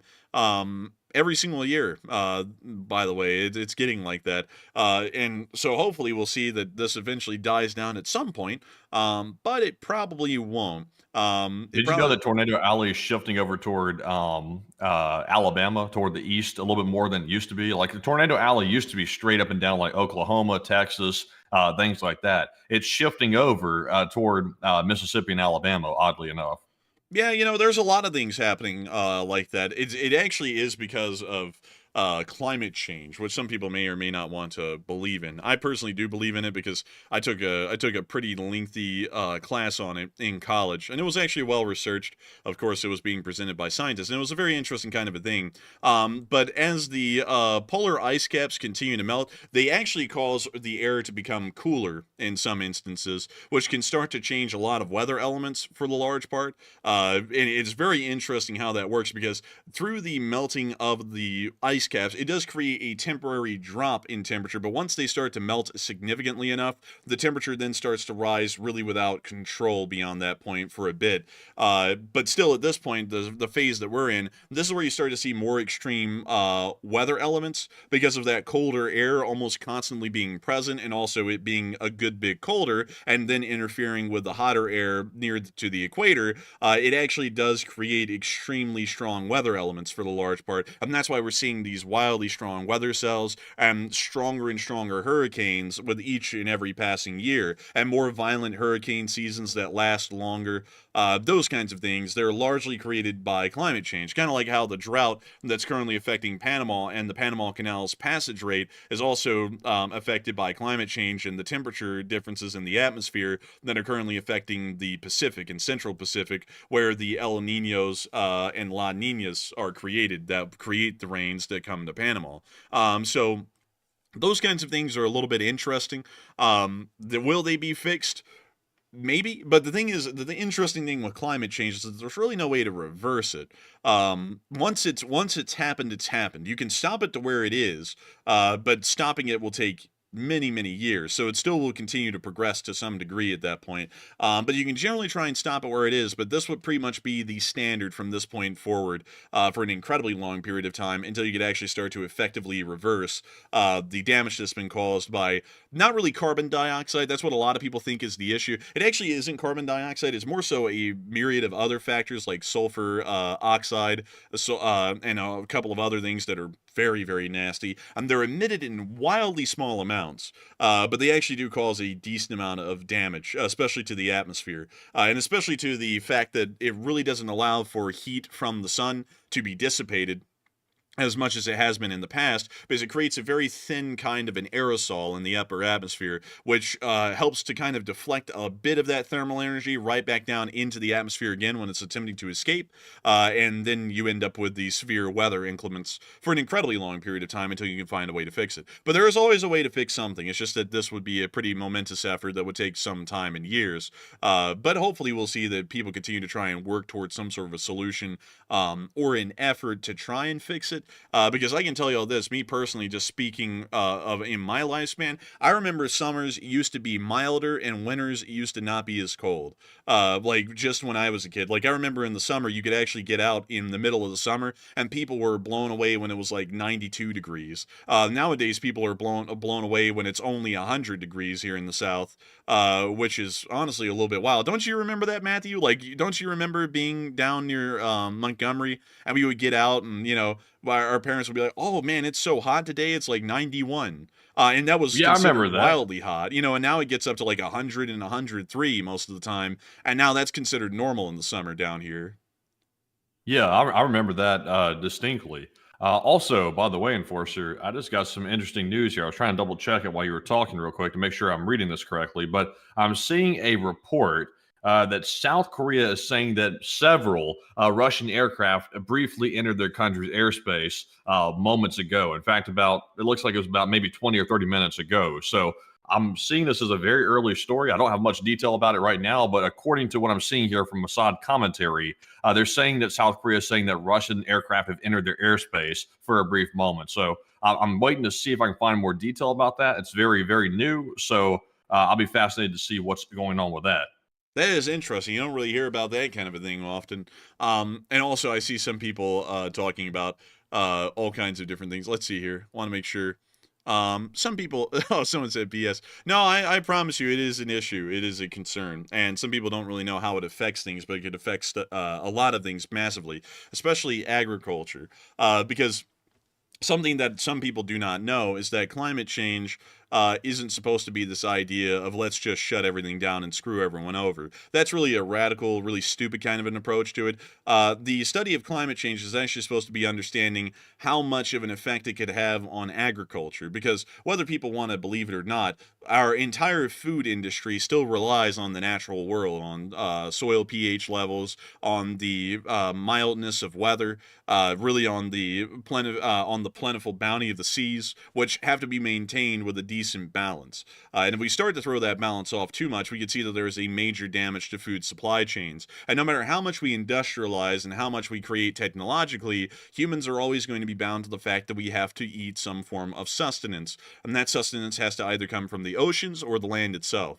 So we have to figure out a way to make sure that our food supply chains are not hit that badly, because if they are, and this kind of damage ends up becoming wildly significant in the future, we could see that there are major food shortages where people are really not able to afford food, and we can see that the world becomes gripped with famine at that point. Even a country as bountiful and plenty as the United States can end up being gripped with famine if we see that the security of our agricultural industry or fisheries starts to be heavily jeopardized by the kind of ecological changes that happen out there. But anyways, with that, I hope that does address that somewhat well. Also, I saw someone say, can it correct itself? Yes, it can. The Earth can correct a decent amount of damage to itself. But the thing is that's fairly interesting about what's going on right now, and some people don't get this, is that there are more people alive now than ever in the history of mankind. Let me go show you all that. Human population by year. And this is something that no one really ever thinks about, because people go, oh, well, it's always fixed itself. Yeah, it's always fixed itself when there was like nobody alive. Look at this. From 1950, right here, where there was about 2 billion people alive, we have now reached somewhere around right here, 9 billion people as of right now. There has never been this many people alive on the face of the planet. And there really never has been since the beginning of the Industrial Revolution. We saw an exponential climb. And so the amount of energy that's needed to sustain that kind of a population is far more significant than it ever has been. And that means that energy consumption is wildly higher than it's ever been, especially with the amount of energy that's required for a modern industrialized or civilized society like there is inside the United States. The energy demands are insane. Like, to give you all a little bit of a concept, this power plant right here in Alabama, this one right here, it's only one of several, is a coal-fired power plant. It's been converted to gas recently, but for a while it was coal-fired. In 1 month, this coal-fired power plant burned through the same amount of coal that the entirety of the United States would use in 1890. And this one power plant burned through that in 1 month of 1 year to just run a couple of 100,000 houses with electricity in central Alabama.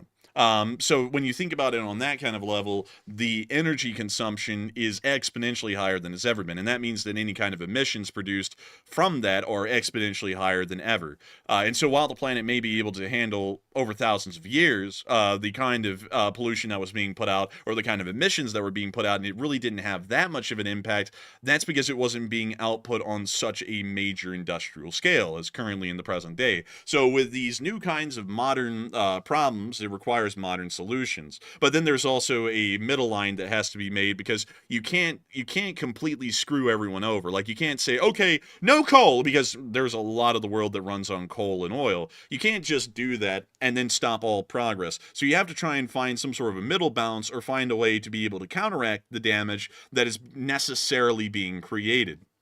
So that's really where the issue comes in. And really, at that point, the answer is clear. Nuclear energy is the solution. Most likely nuclear fusion will be the permanent solution.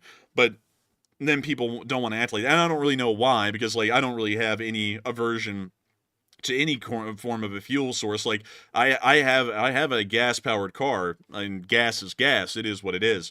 But speaking about things like pollution or emissions and things like that, nuclear energy would cut that out entirely. There's practically no emissions. The waste is minimal, and it's wildly cheap per megawatt that's produced. That's clearly the answer of the future. But for some reason, people want to act like we can do what I consider to be pseudoscience, which is things like windmills or solar panels, which are very, very finicky and very fickle, and they really don't work for a major grid that requires for energy to be produced on demand, which is just something that solar panels and wind could never do.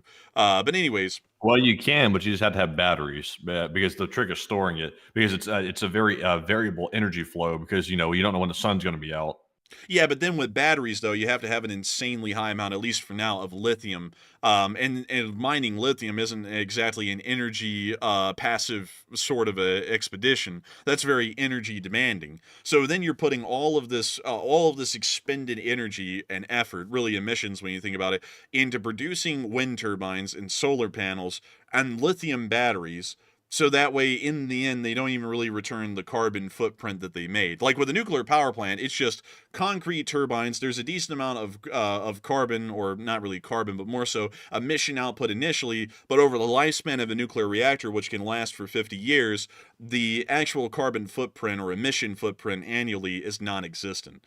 So that's kind of the thing that I like. And on top of that, with nuclear fusion, a nuclear fusion reactor could probably exist indefinitely and produces a voluminous amount of power with practically no emission whatsoever. And that really would be the future. And also, one thing I gotta say, like, as far as getting on beyond everything else, this is something that some people don't know either, is that pollution has always been a bit of a concern. People don't know that now, because a lot of people grew up in the 80s and the 90s. Like, I know a decent amount of our viewers grew up in the 70s, and by then the EPA had already been brought into being by Nixon. And so a lot of people really don't know what the United States was like before any kind of environmental regulations. And have you ever heard of China, where they have to keep inside because the smog is so strong, or or the rivers catch on fire or anything like that. The United States was like that up until the 70s.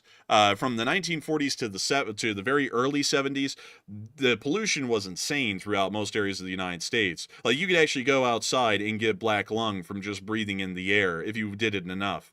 In some major cities like New York City, there was actually pollution regulators that would go out to the rail yards near to New York City, and they would check the steam locomotives for emissions, because if the steam locomotive was emitting too much smoke out of its smokestack, then that company would actually be fined an emissions fee for operating that steam locomotive inside of the city, because it was producing too much smoke, too much emissions, and pollution was already understood back then to be incredibly harmful to health.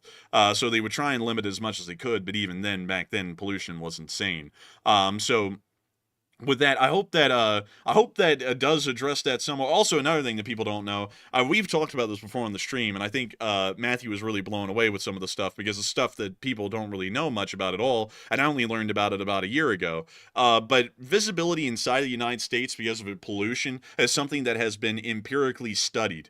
And back in the day, your average field of visibility, let's say you were on a mountain and you were looking out, and the east coast of the United States, your average field of view was only 10 miles from you to the farthest you could see on a clear day. Like, on a clear day, that was just with the pollution in the air. Nowadays, the average field of view is around 40 miles away, factoring in pollution. But if the skies were completely void of pollution, the field of view would be as far as you can physically see. Like, as far as the horizon goes, you'd be able to see out to it.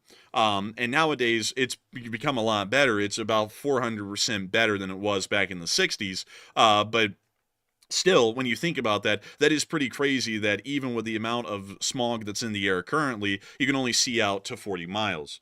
And coming from a state like Alabama, just to explain this, coming from a state like Alabama, which is known by many to be a state full of natural beauty. To be honest, I don't really see it. I'm from Alabama. I don't know where they're seeing the natural beauty side of things, but to be filled with natural beauty and an abundance of wildlife and the largest amount of rivers really found in any state in the United States, except for a small handful of others, it really is something to think about the kind of pollution and impact that has on our state, because the fish and wildlife side of things in the state of Alabama is actually the major part, a major piece of the pie of our tourism industry. Most people don't come to Alabama to see our cities or really do anything else other than that. They go to the beaches and they go hunting and fishing in the woods. So Alabama economically has a pretty major investment, actually, and actually is, interestingly enough, the state of Alabama actually does majorly invest in environmental concerns because it's important to our state's economy. So a little bit interesting with that, just in case you all didn't know, because some people would think, oh, well,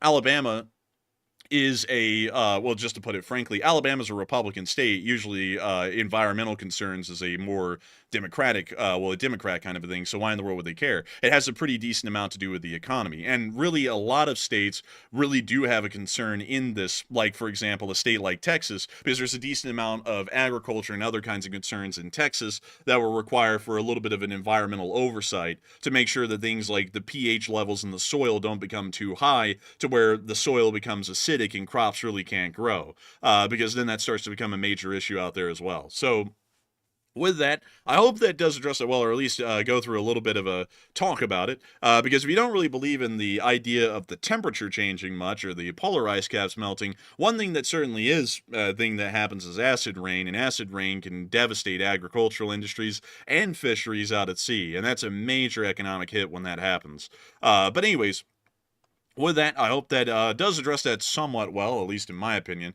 And with that, we are on to the next one. So let's address this poll real quick. It says, what type of energy is best? Accounting for efficiency plus safety plus output. Fancy words. 51% said nuclear power, meaning fission, because we don't have fusion. 28% said geothermal and hydropower. 13% said wind and solar power. And 8% said coal and natural gas power. And honestly, it looks like coal and natural gas is not very popular with most people. I would say nuclear power, as long as there's a sufficient safety regulations put on it, and we're actually enforcing them, and also we're making safe reactor designs. And we should have that down pat by now, because I think we've learned from some past disasters what's a good way to design them and not. So I would say go with fission. That's probably the way forward.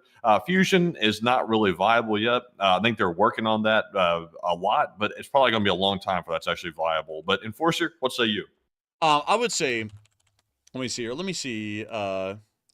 World's first steam-powered piston system sparks nuclear fusion plasma in Canada. So it looks like everyone's still making some decent leaps on nuclear fusion. It's actually something that physically is happening at this point. It's just that it's not sustainable yet.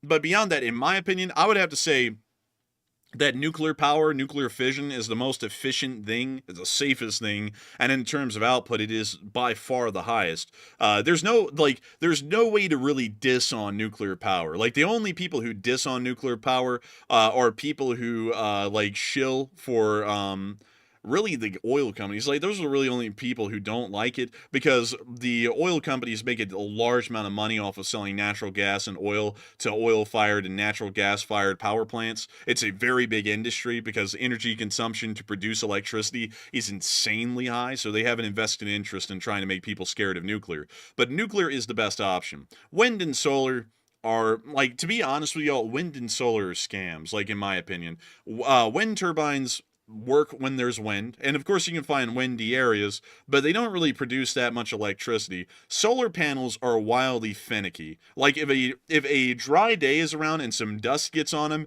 energy efficiency goes through the floor. Like, they are hardly producing anything. Clouds come over, they're hardly producing anything. A hailstorm comes through, you can wipe out an entire solar farm with a hailstorm. Solar power, I honestly hate solar power. It is the goofiest thing I've ever heard. Like, it just never works, and it honestly is a waste. The wind power, I'm more so a bit of a fan of. Now, hydropower is a huge thing. Hydropower is amazing. A single dam on a single river, using pretty much just the passive power of the downstream current, can produce power for hundreds of thousands of homes. Also, the massive reservoirs that they create become a teeming ecosystem for fish and wildlife behind it, which is a great thing. Like honestly, I really do like the idea of hydropower. It's a great concept. But the best concept, the best kind of thing that we have, is nuclear fission at this point. Nuclear fusion will be coming, I think, in a couple of decades, or maybe even less time than that, especially with the technological leaps we're still seeing.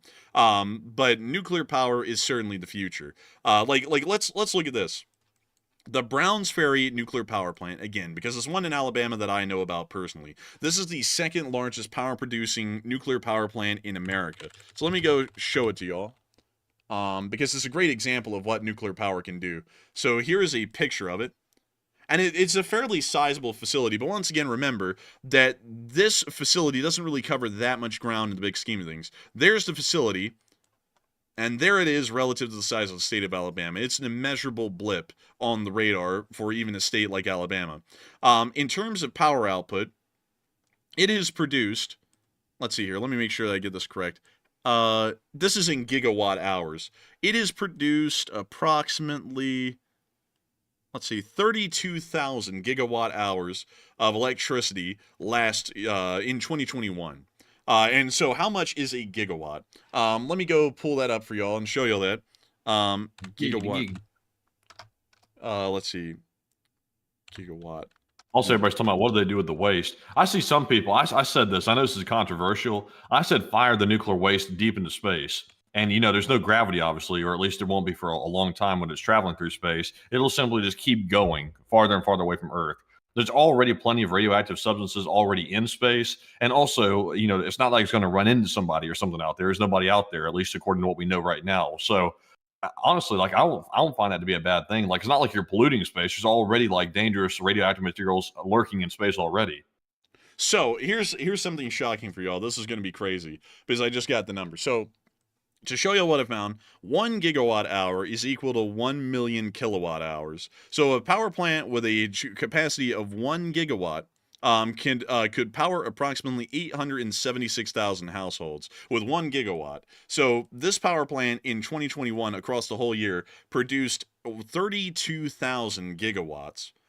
And each gigawatt is about 876,000 houses worth of electricity. So this power plant right here produces power to an insanely massive scale. Now let's compare this to the largest solar farm in the U.S. It has a capacity of 579 megawatts. So it isn't even registering as a gigawatt. Giggity. Giggity. Let's see here. Let me see. Let me see if we can get some actual information. So let's see. Let's see here. We want to find the one in the US of A. Do they? Let's see. They don't even really measure in gigawatt hours. But let's go to the biggest one then. So this is the biggest one. It covers 420 square kilometers, which is insanely huge. I think they actually showed this. Actually, this isn't even this one. But in 2020, this is the Badla solar farm in Rajasthan, India. And I don't know where that is specifically, but we could go and try and look for it in a little bit. But this one let's see, where in the world is that one? Oh, let's see, I'm not even finding it here. Anyways, this one covers 420 square kilometers. And I wish we could get you all an idea of how big that actually is. And it only produces 10,000 gigawatts of electricity over the course of a single year. Now, this power plant is only covering a couple of square kilometers right here. It's not that big. And it is able to produce something like 3 times the electricity as the largest solar farm in the world is able to. And when you put that into perspective, in terms of land usage and power output, nuclear power plants are the most efficient in land usage and the most efficient in power production as well. Like, this is the future. This is the answer to any kind of energy issue or energy crisis is a nuclear power plant. And on top of that, in terms of the operational safety, these things actually kill less people per gigawatt hour than, say, a coal power plant or a natural gas power plant or any other kind of power plant out there in the world. These kill less, crazily enough, than any other form of energy production. I think it's something like they kill... I think it's something like it kills about 8 people per year in terms of the amount of energy that's produced, and how many people would die as a result of fatalities from the energy produced in total. I think coal is the most deadly thing to use in terms of I think it's the amount of people that have died in the process of like processing the coal and burning it. It was an incredibly high number. But this is the safest and most efficient and least land using form of power production. The best by far. But anyways, Well, you know something does take people out is tornadoes, and somebody in Mississippi just did my idea, by the way. They said, look, Larry, there's a tornado. I'm running outside to film it. They just did that in Mississippi, and of course it would be Mississippi. But a huge tornado just went through Belzoni, Mississippi, a massive one, by the way. And it was so scary because it was pitch black outside. You couldn't see anything. But once the lightning struck, you're like, oh my God, there's a monster in the distance out there, a huge tornado. And it's scary. It's coming our way. Oh my God, it's coming our way. Oh man, I don't like that. Also, someone said, let's see here. Hang on. Everyone wants nuclear until they plant it in their backyard. Honestly, I wouldn't be that bothered if there was a nuclear power plant nearby. Like, really. Like, I'm not that bothered by it. I was about to say real quick, not to interrupt. I saw a Herd Citizen say there was Fukushima. Don't forget about that. I will say this, the Fukushima disaster was unique because they built it in an area that seemed like it was prone to tsunamis, as they found out. So that was an issue. So, you know, people have to use sense. Like, you obviously need a water supply to cool the reactors, but don't build it in an area where there's, prone to tsunamis. That's probably not a smart idea. So I think there were some issues there with the management that could have been leading to that problem instead of it actually being a problem with the power plant itself. So TEPCO was entirely at fault for what happened at Fukushima. Like, the investigation made that fairly clear. And here's the power plant right here. I believe this is it. Let me make sure.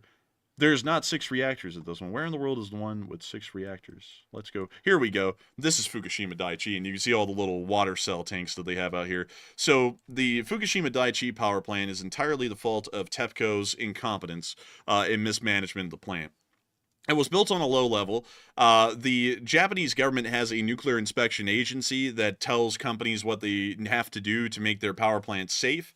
But with how TEPCO works, they're pretty much a government-sanctioned monopoly in Japan, so they have enough power that you can pretty much just shirk off any government inspectors and tell them whatever and not follow their suggestions. So the Japanese nuclear agency came out and said that they need to build a larger tsunami wall, and they also need to move their emergency generators out of the basement. Because if a tsunami did arrive at the power plant, the surge water is going to break over their tsunami wall because it wasn't high enough, and then it was going to flood into those basements, and then it was going to short out those generators, and then those reactors would go into a meltdown. So they told them to move the generators over onto this hillside over here, so that way the tsunami wash would just flow around the hill and it wouldn't directly affect the generators. So TEPCO just completely ignored the Japanese regulatory administration and said, screw you, and we're just going to keep it the way it is. So in 2011, the earthquake hit, the tsunami came, it rolled right over the tsunami wall because it wasn't high enough, and then it went, then the wash went right through the power plant, right into the basements. TEPCO turned on the emergency generators, they immediately shorted out, so then the reactors ran out of control because there wasn't a flow of coolant, and then that's why all of them went into a meltdown. I think only one of them didn't go into a meltdown, but out of the 6 reactors there, 5 of them melted down. And that was the reason why. And you can always, like, any kind of an accident that's ever been had in nuclear energy and nuclear technology has not been because the technology is unsafe, it's because of mismanagement by people who are incompetent or stupid. Chernobyl is a great example of that, and Fukushima is an amazing example of that, what hubris and incompetence can breed in the nuclear energy world. It can breed a decent amount of destruction and damage that can last for centuries. But if it was properly managed, everything would be fine. Like, there would have been no problem at Fukushima. The tsunami break wall would have been high enough. The emergency backups would have been able to continue running even if the tsunami made it over the tsunami break wall. Everything would have been perfectly fine. But that's why Fukushima Daiichi went into a meltdown, and that's why it actually is the only disaster in world history that is as bad as Chernobyl in terms of the actual radiological output. But anyways, And honestly, like, you know, like occasionally when they do go up in flames and stuff like that, it makes for a damn good movie. Like every time, like the Chernobyl miniseries was probably the best miniseries I've watched in a while. Like that one was a great miniseries. They have like literal gold mine movies to make about Fukushima and 3 Mile Island. They haven't done it, but they need to make that happen. Yeah, I would say so. Also, Phil DB said, can't do anything about human error. Yes, they could have, because the U.S. actually did that to Browns Ferry, like the federal government did, because the TVA's had a bit of a spotted history with their management of Browns Ferry. It's public record. You can go look at it, so it's not like I'm just speaking on my ass here. And so one day, a nuclear inspector from the U.S. government came down to Browns Ferry. This was a while ago, I think in the 90s.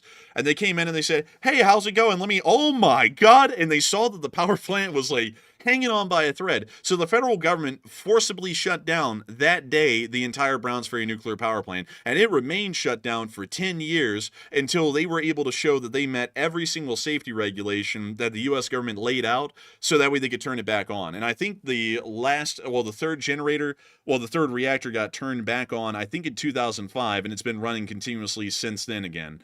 But you can do something about it. Like, if the Japanese government wasn't so weak-spined against TEPCO, they could have said, hey, you need to build up the tsunami wall and move those generators. And then when TEPCO said, screw you, the Japanese government could have said, you're shutting that down immediately until you fix those problems. And only once the government inspectors are fully satisfied that you fixed the problems will that reactor be turned on again. Fukushima was completely avoidable.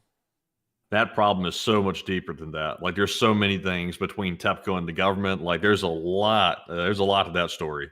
it's because of the whole Zaibatsu thing and all that. You know, like honestly, Japan's run by their corporations, not really the government. So if a corporation just wants to do something, they can just tell the government to get shafted and just keep doing it. And the government really doesn't do much to them. But, you know, in a simple form, in how the U.S. government is operated, man, like speaking on that level, if Japan operated the same way the U.S. government did at Browns Ferry, they could have just told them, you're going to shut that thing down until you fix those problems, and only then will it be turned back on. Yeah, they could have. They could have. But there's a whole lot more. Like, I heard some allegations. There were some gangs involved and things like that. I'm not saying the company had the gangs, but there were some gangs involved in the situation, things like that. There were some interesting circumstances around that whole deal that made the Japanese government want to turn a blind eye. There are thieves at the power plant, and not only that, gangs are roaming the Japanese parliament. Honestly. But anyways, with that, I hope that does address that somewhat well. A really, really deep rabbit hole right there, but still an interesting one. And with that, it is time for us to move on into the next one. And our next one goes to, actually, we have to grab the live chat question for Cyber Sniper 1, by the way. We almost forgot. And this one's going to go to PWN29, who said, question for the chat. Any word on Kadyrov lately? And I haven't seen him in months.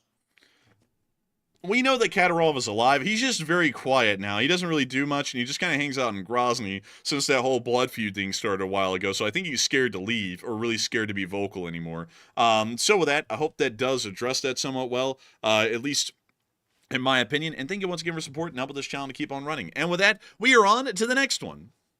And also someone mentioned, they said, oh, the Yakuza. That is true. I believe a lot of Yakuza were involved in the cleaning up of the Fukushima disaster as well, and they were probably involved beforehand as well. I have a little bit of a hunch about that. So that's an interesting little aspect to the whole Fukushima situation. But anyways, jumping into our next one here, this one goes to Wantan888, who puts in a 20, and thank you very much, Wantan, for that $20 support. They said, enjoying the breezy calm before the storm, trucking in the Midwest, Chicagoland. I need a raincoat, not a ride. Slav Ukraine. P.S. YouTube won't let me say Zelenskyy either. Misspelled for freedom. Huh. Thank you so much for support, though, and I hope that you have a good time trucking. Also good to know you're watching while trucking through the Chicagoland area. Very interesting to hear that. And I got to thank you so much once again for support and helping this channel to keep on running, because if it wasn't for folks like you, we wouldn't be able to make this thing possible and keep it rolling. So a huge thanks to you once again. And with that, we are on to the next one. And the next one goes to Wantan quadruple 8 once again, who puts in another $20 donation. And thank you very much, Wantan, for the second support of the night. And it said, I worked hauling chemical hazmat, and fun train story. Have you guys ever seen workers split off individual train cars and stand on the corner and ride single cars around remotely around the chemical plants? It's the coolest train part. It really is cool. I have seen that on some rail fanning videos online. It really is cool. Honestly, it's just cool to see like rail cars just floating around on their own without a locomotive attached to them, like at the hump yards and stuff. That is incredibly cool. I have seen that actually, and that's actually pretty cool to hear that you've personally seen that yourself and are involved in an industry where you see that a great deal. And so with that, a big thanks to you once again for support and helping this channel to keep on running. I hope that does address that well. And with that, we are on to the next one. And our next one goes to AMX10 Speedy Bang Bang, who puts in a 15. And thank you very much as well, AMX10, for that support. They said, it feels like unless Russia can have the west side of the Dnipro River, then Russia won't be willing to negotiate peace, as they want a launch pad for an invasion of the port of Odessa in the future years. I think that's largely the case. I think they really just want to see if they can take as much land now rather than later, so that way they don't have to try and take it again later when they start the war again in a couple of years. I think that really is the case. In my honest opinion. And so I'd largely agree with you at that point. I think they're going to keep looking to get more land before they even get into a ceasefire. And so a huge thanks to you once again for the support and helping this channel to keep on running, because if it wasn't for folks like you, we wouldn't be able to make this thing possible. And with that, we are on to the next one. All right. And also, excuse me, I about choked on that Altoid. But Philip Fixes said, YouTube wouldn't let me put Slav LSA in the super chat. I think there's a lot, I don't know if there's censorship on YouTube's part or if it's just like restrictions on the super chat, but it seems like a lot of people are talking about they're not able to put in certain words these days. I don't know why that is, but hopefully that'll get fixed, because, we'd like to be able to say Slav LSA, because what's wrong with saying that? But anyways, jumping into our next one here, this one goes to Mr. Mostly Harmless, who puts in a $14 donation. And thank you very much, Mr. Mostly Harmless, for that support. He said, love to my American brothers and sisters. Slav Ukraine. Canada, true, north, strong, and free. America, land of the free and home of the brave. Canada, United States, Ukraine. Slava. And thank you so much for support, and thank you for being one of our Canadian members of the Least Spring Army. Really cool to hear from you. I got to thank you once again for support and helping this channel to keep on running. And I got to say that America and Canada, Toad and Frog, together again. And so with that, thank you so much once again. I hope that does address that well. And with that, we are on to the next one.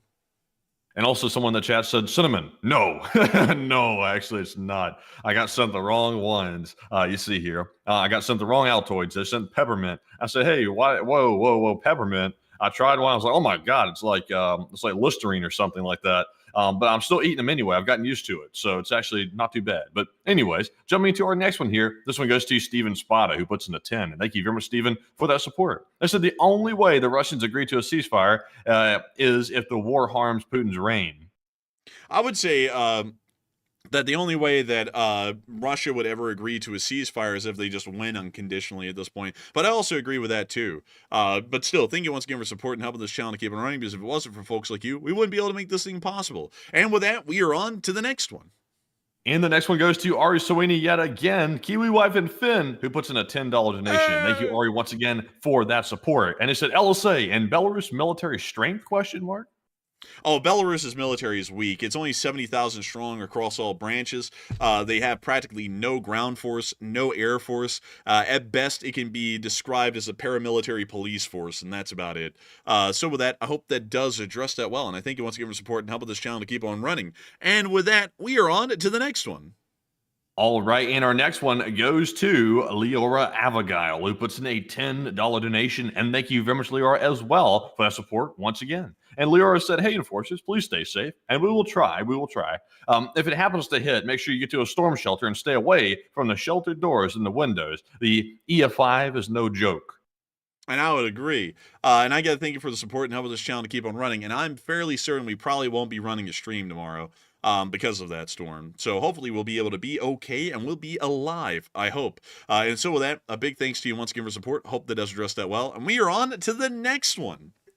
And the next one goes to Paramecium13, who puts in the 10. And thank you very much, Paramecium, as well, for the $10 support. He said, I had a chat saved for tomorrow, but I'm sending it today just in case you have that bad weather. It's the 15th for me and in Rome. And he puts in 30 knives. Whoa. And 6 Semper Tyrannosaurus, he said. Hey, it's the Ides of March tomorrow, actually. I totally forgot about that. And if you're in Rome, it is the Ides of March right now. That's the day that Julius Caesar got killed. Outside of that bathroom near that auditorium, he got stabbed to death by a couple of folks. But yeah, that's wild to think about. And also, thank you for reminding me of that because I totally forgot about the Ides of March. But still, thank you so much once again for support. I hope that does address that well. And that completely changed, by the way, for all of you all to know. The Ides of March completely changed the fate of Rome forever. It went from being a republic to an empire, largely because of that one thing. So with that, I hope that does address that well. And also, let me see, Caesar assassination site. Assassination. Let's see here. Oh, they couldn't find it. Oh, well. Anyways, thank you once again, and we are on to the next one. All right. Also, by the way, let's see here. I didn't think about this. Jay Daggle sent a message. Channel viewer, by the way, for people that don't know, longtime channel legend. He said, one hiccup with your idea, Matt, over the nuclear thing. I said, fire the nuclear waste off into space because there's nobody out there, and it's not like ET's going to file a complaint with the energy department. He said, what happens when the rocket comes apart and falls into the Gulf of SpaceX debris? No. Actually, worse than that. I just thought about it. That's essentially making a nuclear missile, actually, because if the rocket explodes, because, you know, it happens from time to time, and it's in midair, and you have all that nuclear waste on board, you have a bit of a problem, to say the least, because now it's going to disperse all over the place and pollute the hell out of everything and have fallout from it. So actually, my idea is actually pretty awful, actually. It's quite terrible. I didn't even really think about that, honestly. That was a dumb idea. That was as dumb as creating a boron-tipped rod to go right into the nuclear reactor in Chernobyl to cause it to explode. So, put me in the same categories as Soviet designers. But Enforcer, what say you? I would say, Matthew, that in my personal opinion, why wouldn't we just find a nice mountain somewhere where it's not close to the water table, dig a nice big hole, like a bunker inside of it, and just put it in there? Yeah, don't we already do that? No, we don't. We like right now the only permanent waste storage site is in Finland, somewhere. I forgot where, but it's somewhere in Finland. It's in a bunker. But what if we just did the same thing here in the United States? I mean, think about it. You know, it's radioactive, sure, but it's in a mountain. It's not close to the water table, so it doesn't have any impact or threat of contaminating any kind of a water supply. It's away from people in the middle of nowhere, and no one's ever going to get near it. So, I mean, as far as we're concerned, it's out of sight, out of mind. It's not going to affect anything. It'll be fine. It would be fine at that point. We wouldn't even have to worry about a rocket. That's true. That could be a decent idea. Yeah. The only problem is I was about to say a different idea, which is equally as stupid as the first one. I was about to say, why don't we just fire it into the sun? But that still requires you to fire it on a missile through our atmosphere, which could explode. So still not a good idea. Honestly, getting it off the planet would be the best thing if we could figure out a way to do that without, you know, putting like jet fuel underneath it or like rocket fuel. But I don't think there's any way to do that unless you're going to, like, you know, do like a slingshot or something. Also, I just saw Ken Larson say nobody wants it in their state. Well, that's the beauty of it. Federal land map. All this red area here is owned by the federal government of the United States of America. And that means that the federal government actually owns that land. Which also means that the state government really can't tell them what they can and can't do on it, because the federal government actually has jurisdiction on those lands. So Nevada would be the best pick. We just put it somewhere in Nevada. And I mean, we've already nuked the hell out of Nevada in the past with nuclear weapons tests, so why not just pick one of these mountain ranges here somewhere, dig a hole into the side of it, and then put it in there? I mean, it makes sense to me. Like, and also on top of that, it would never, like, no one's going to be out there. If the people of Nevada are like, I don't want that near me, it's like, you don't even live there. It's like everyone lives either at Reno, Carson City, or Las Vegas. So if it's up here in the middle of nowhere, there's literally nobody there. Like, there's nobody alive out there. That's why it's all federal land. So it's like, Do they pay property taxes on that? On federal land? Yeah, I mean, it's property. Nah, the federal government doesn't, because they're above the law, Matthew. Don't you know? I mean, no one's above the law unless if you are. That's how it works around here. And you can also see it broken down by category. Interesting. I say they should pay property taxes. You know, I think they should. I think they should, Matthew. In fact, I And believe why would they not? Because they're going to pay it right back to themselves. So why not pay it? Perhaps. Also, someone said earthquakes. I wouldn't worry about that too much. Anyways, All what's the worst that could happen? Like, an earthquake happens, the bunker collapses in on itself, and then it's entombed in the mountain, and that's it. I mean, like, No, you know, it it's could not. fall to the center of the earth. Nah, that's not happening. That's not happening, man. That ain't happening. I mean, But if you don't like Nevada, there's plenty of other options. I mean, there's Wyoming. Nobody lives in Wyoming. no. Why not? Because Wyoming actually looks good. Like Nevada, I don't really mind that. Like there's like nice like desert style area out in Nevada, but no, not Wyoming. Dude, there's nothing out here. Well, I'm not saying go put it in Shoshone National Forest. I'm saying go put it like out here somewhere. Nah.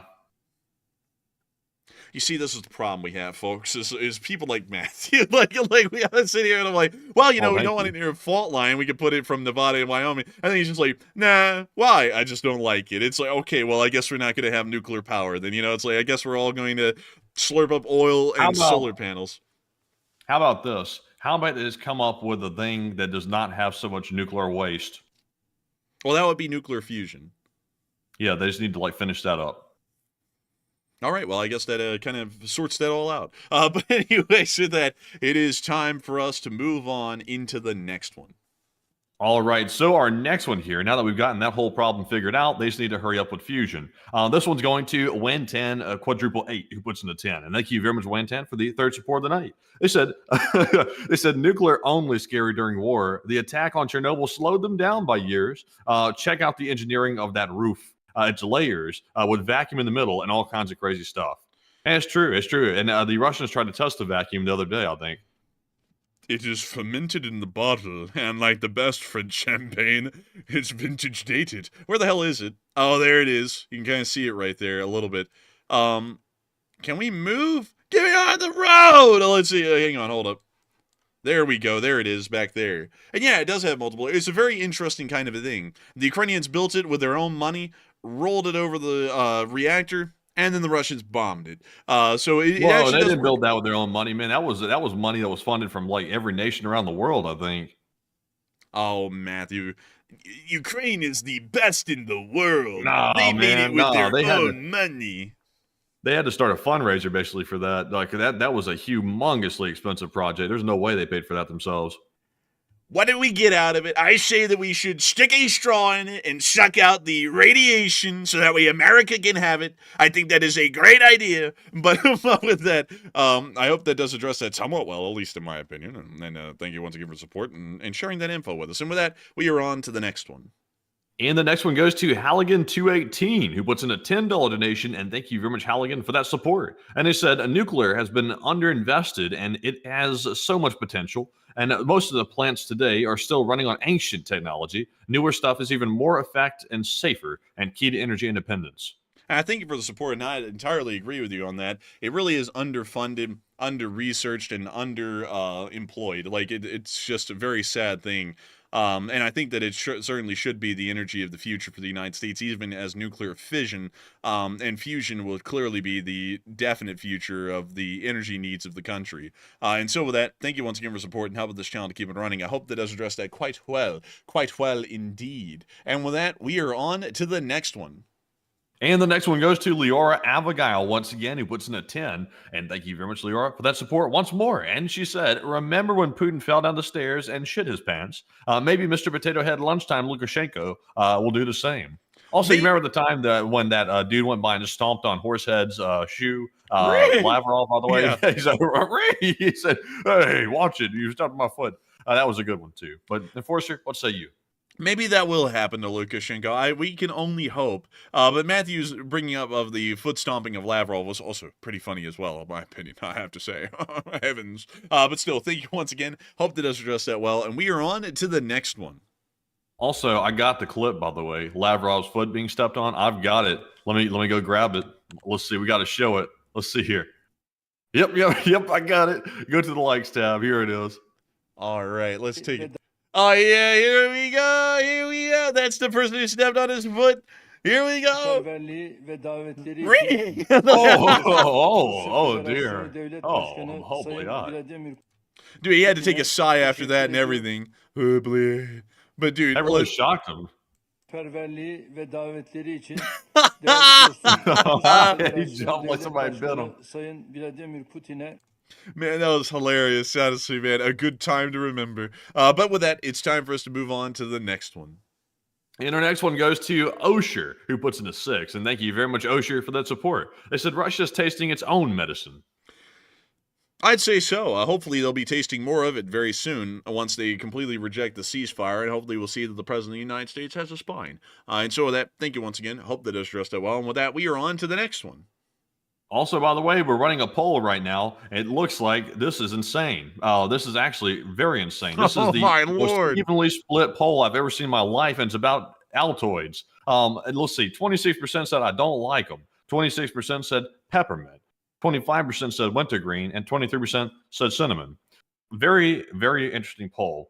Me personally, I cannot stand the wintergreen. They taste really weird. I don't like them. I've tried them. The peppermint is okay. The cinnamon is where it's at, but they need to take the red dye out of it because it's got that like red 40 in it, which is no good. But I love that flavor though. I ought to keep that going without the red in it. But Enforcer, what say you? I would have to say that is wild. That is the most bizarre poll I've ever seen. I've never seen anything split into perfect quarters. But to answer the question, I would say that in my opinion, peppermint's actually grown on me a good bit. So I'd have to agree with the 26%, which they're all 26% almost. But anyways, I hope that does address that well. And with that, we are on to the next one. And the next one goes to Snowy, who puts in a 6. And thank you, Snowy, as well, for that $6 support. And they said, is it true that Ukraine will now get Taurus missiles? And how likely is it that these missiles will be used to attack the Kerch Bridge? It appears that was misinformation. The publications actually came out and clarified that apparently was not true information and that they were a little hasty with that. We do not believe they're going to be provided Taurus missiles yet. And so we really can't even extrapolate how they would use them for the large part.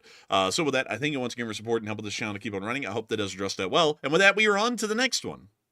And our next one goes to Snowy, once again, who puts in another 6. And thank you, Snowy, as well, for that support. So with over 7,500 people watching now, calling for general order and donate a little bit each for the efforts. And Snowy, thank you very much for that, by the way. And we just simply appreciate any support we get from any viewers that feel like they want to support the channel. We appreciate it. But Enforcer, what say you? Thank you so much for the support. But we never want to force people to support the channel. Ever. We don't want to use our folks' trust like that, where it's like, hey, give us money. If anything, we'll use that kind of trust to fundraise and help out with folks overseas, but we never really want people to go out of their way to support the channel or try and force people to go out of their way to support the channel, really. If people want to, they can, and if they really enjoy it that much that they want to support it, then we're more than happy and incredibly appreciative of it, but we never want to put anyone in a position where they feel like they have to support the channel or they're going to disappoint us or anything like that. But still, I thank you so much once again for support and helping this channel to keep on running. And I thank you for wanting to do such a kind thing, but we never want to put anyone in a position where they feel forced to support the channel. But still, thank you so much once again. And we are on to the next one. All right, and moving on here to our next one. This one is going to go to, and also I'm double checking something here. This one is going to go to Tom Exman. And Tom, I will admit, I was somehow about to skip over yours. I don't know how, because it's literally right here in front of my face in the spreadsheet, and I almost missed it. But Tom, you put in the 10, and thank you very much, Tom, for that support, and also reminding me. He said, let's super chat, just in case I have to take shelter fast. And thank you as well, Tom, for calling for that. But I assure you that we just appreciate the support as it comes in. And just like yours, we appreciate it. But Enforcer, what say you? Thank you so much for the support, and helping this channel to keep on running. But once again, Whoa. Excuse me. I was yawning there. Sorry. Coffee didn't hold me over long. But I thank you so much once again for support. But once again, we do not want to make people feel like they are forced to support the channel. If people want to support it, they can, but we don't want anyone to ever feel like they have to. And so with that, a big thanks to you once again. I hope that has addressed that well. And with that, we are on to the next one. All right, and our next one is going to go to Uncovered Cube 7, who puts in a 5. And thank you very much, Uncovered Cube, for the support. They say if the Enforcer was president, he wouldn't have Air Force One. It would be Train Force One. LOL. Hell yeah! like there would be a presidential train. That would be wild. Actually, Union Pacific actually did make Union Pacific Train Force One. I think that's what it was called. Yeah, here we go. They made one, and it looked really good. Oh, why they put his name on the side? Well, because it was a train like specifically dedicated to George Bush. Oh, okay. Why'd they do that? I don't know. I forgot why they did it, but they did it, and I thought it looked pretty drippy. Like I was actually like, wow, that actually does look good on it. Yeah, I mean, it looks good. They should have put United States of America instead of the fellow's name, and it looked really good. Well, this was the train that pulled his funeral train, by the way. Oh, okay. And it is displayed at the presidential library now, as a permanent display. So, they got the whole train. They took the whole train for the museum. Yeah. Damn. Okay. But it does look cool as hell. Yeah, it does look pretty good. And also, I didn't know it was for the funeral train, so yikes. Well, it wasn't for the funeral train, but it ended up being used for the funeral train, and now it's there at the presidential library. It's a little bit of a storied history. It's let me just go UP 4141. There we go. Here we go. Let's see. Well, the lettering reading. It was painted in honor of him. Yeah. It was unveiled at the presidential library. Oh, it was unveiled at the presidential library and museum in 2005. And it was in active service from 2000 to 2008. And then the financial crisis, it was stored indefinitely in North Little Rock, Arkansas. And it wouldn't run again until 2018 when it led his funeral train. So it was kind of like a little, hey, isn't that cool? Like honoring his presidential library opening. And then they just stored it permanently until the funeral train. And then after the funeral train, they brought it all the way back to his presidential library. Now it's there on permanent display. So that's its story in short. Interesting. That's fascinating. I don't know how much these things cost, but this seems like a big cost. It probably was a little pricey, but the Heritage Unit kind of a thing, I don't know what it was with Union Pacific at the time, but they were just like painting anything and everything. They were like, look at our old railroads, and they paint up like a Southern Pacific. And then for some reason they just did his presidential library thing. I don't even know why. Like, I don't know how to explain that. But it's not like any other railroad has ever done that before, and they haven't done it since. So I don't know why they did that. But still, it looked good. And if I was the president, I would have a Train Force One. That would actually be pretty neat. A presidential train of sorts. And so with that, thank you once again. I hope that does address that fairly well. And with that, we are on to the next one. And the next one goes to the Vulture 1066, who puts in a 5. And thank you very much, Vulture, for that support. They said, I don't know how long I've been sub, but keep it going. Hey, and thank you so much for the support. And we are going to keep this thing going. And thank you so much for the support and helping us to keep it rolling. And so thank you once again. And we are on to the next one. And our next one goes to Vulture as well, who puts in another 5 and says, please imitate the presidents.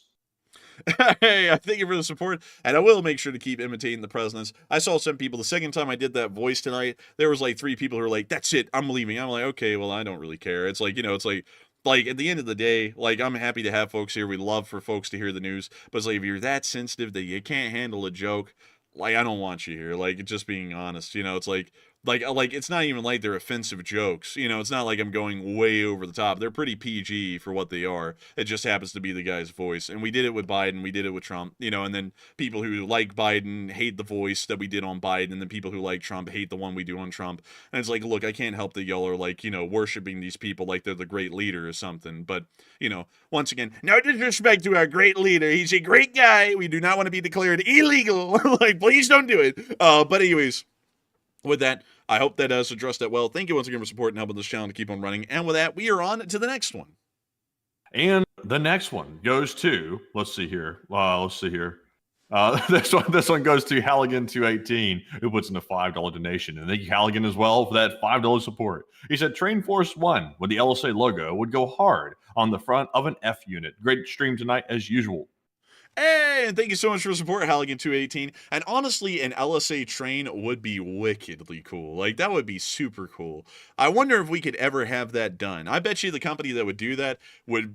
You know, dude, wouldn't that be crazy, man? It just hit me, Matthew. What if we ever did a video, say in the future, which would get like 10,000 views because it would be too niche, on like railroads, and like whoever we did the video with made a heritage unit for the LSA, like it had the LSA Eagle on the side and everything. Wouldn't that be cool?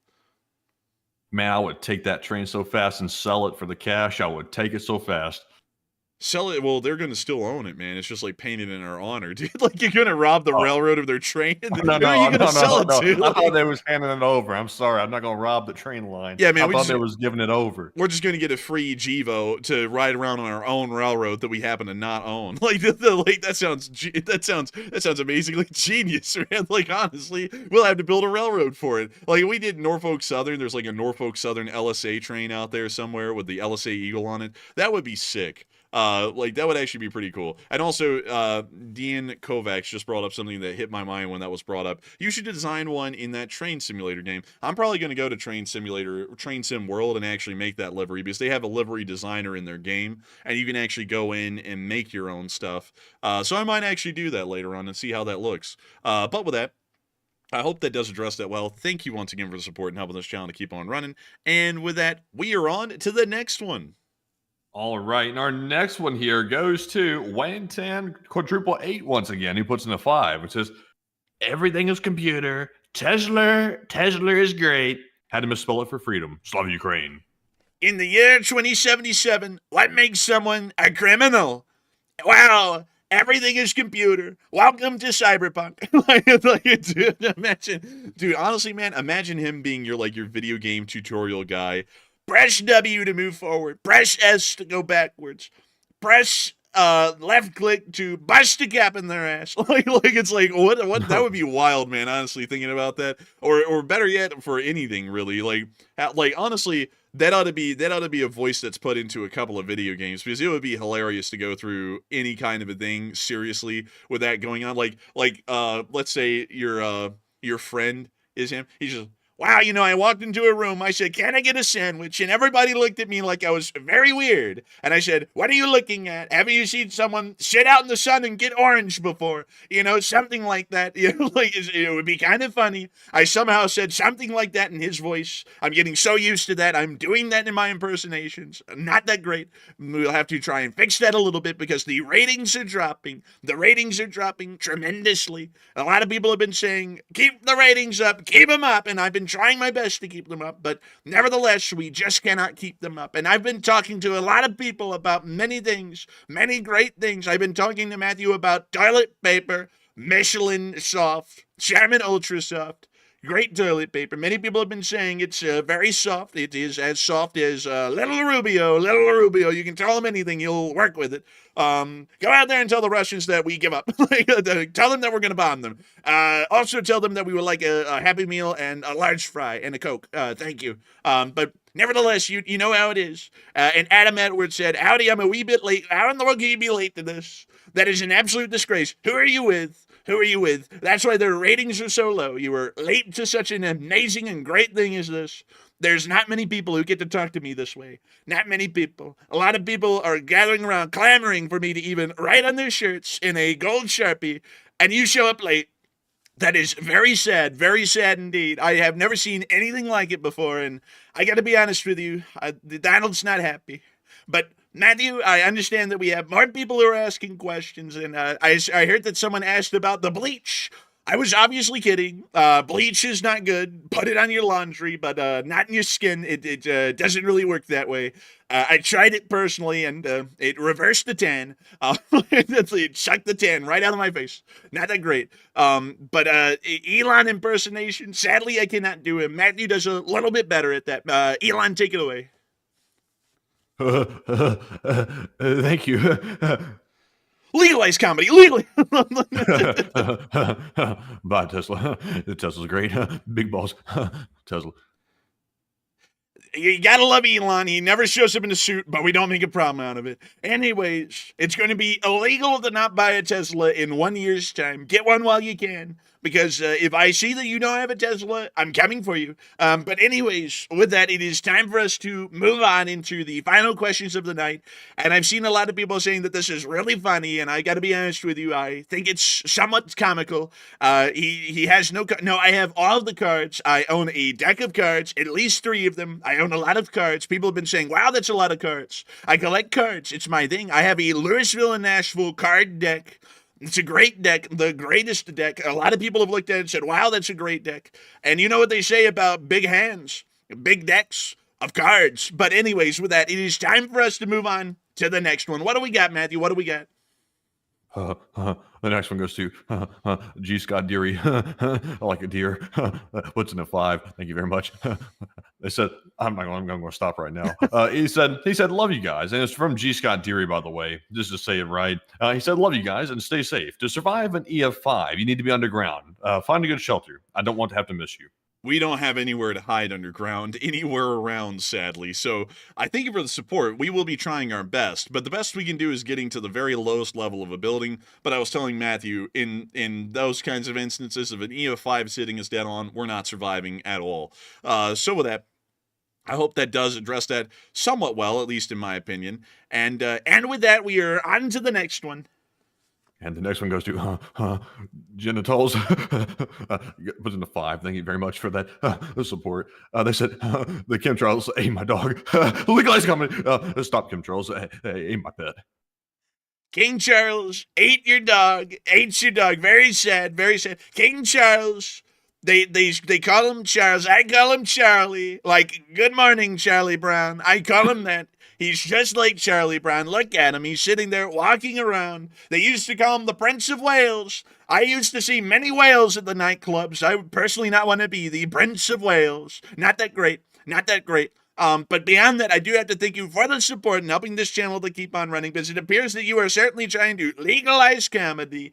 Gotta say, absolutely amazing. I'm all behind it, all behind it. And I gotta tell you that the charts have never been looking better. You know, the amount of people who have been crossing the border have been going down. Actually, the amount of people crossing the border the other way has been going up. A little bit weird. We're gonna have to look into that one. But beyond that, I gotta thank you once again for the support. Absolutely great. And with that, we are on to the next one. And our next one also goes to Jenna and last name Tolls. Once again, who puts in a 5. Thank you very much, Jenna, for that support.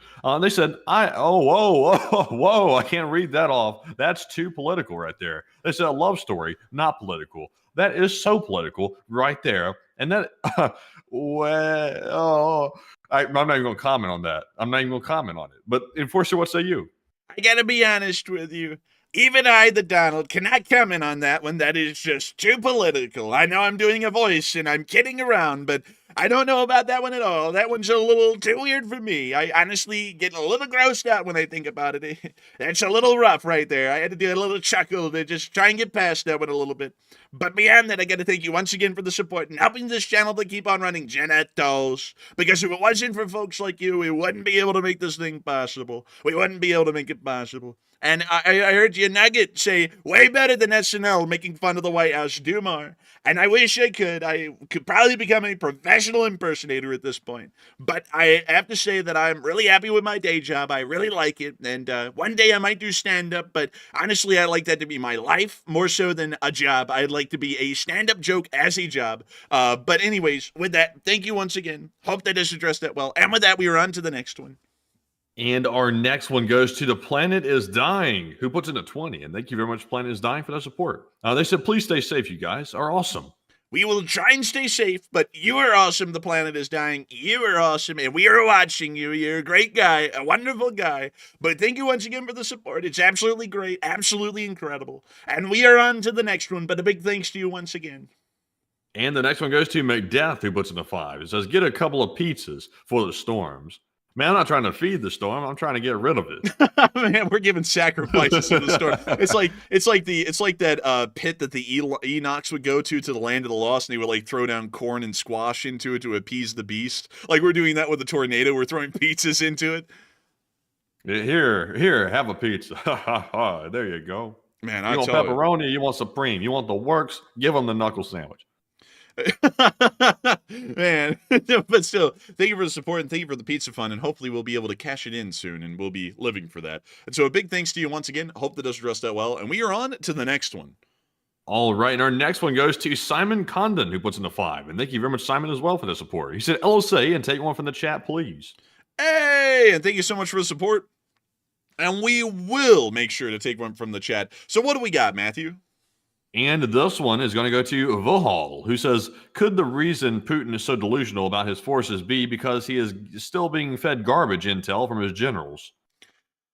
It might be, or it might just be the fact that he is just that hard-headed and stubborn or delusional. But it could be any of those. But still, thank you once again for support and helping this channel to keep on running, because if it wasn't for folks like you, we wouldn't be able to make this channel possible. And with that, we are on to the next one.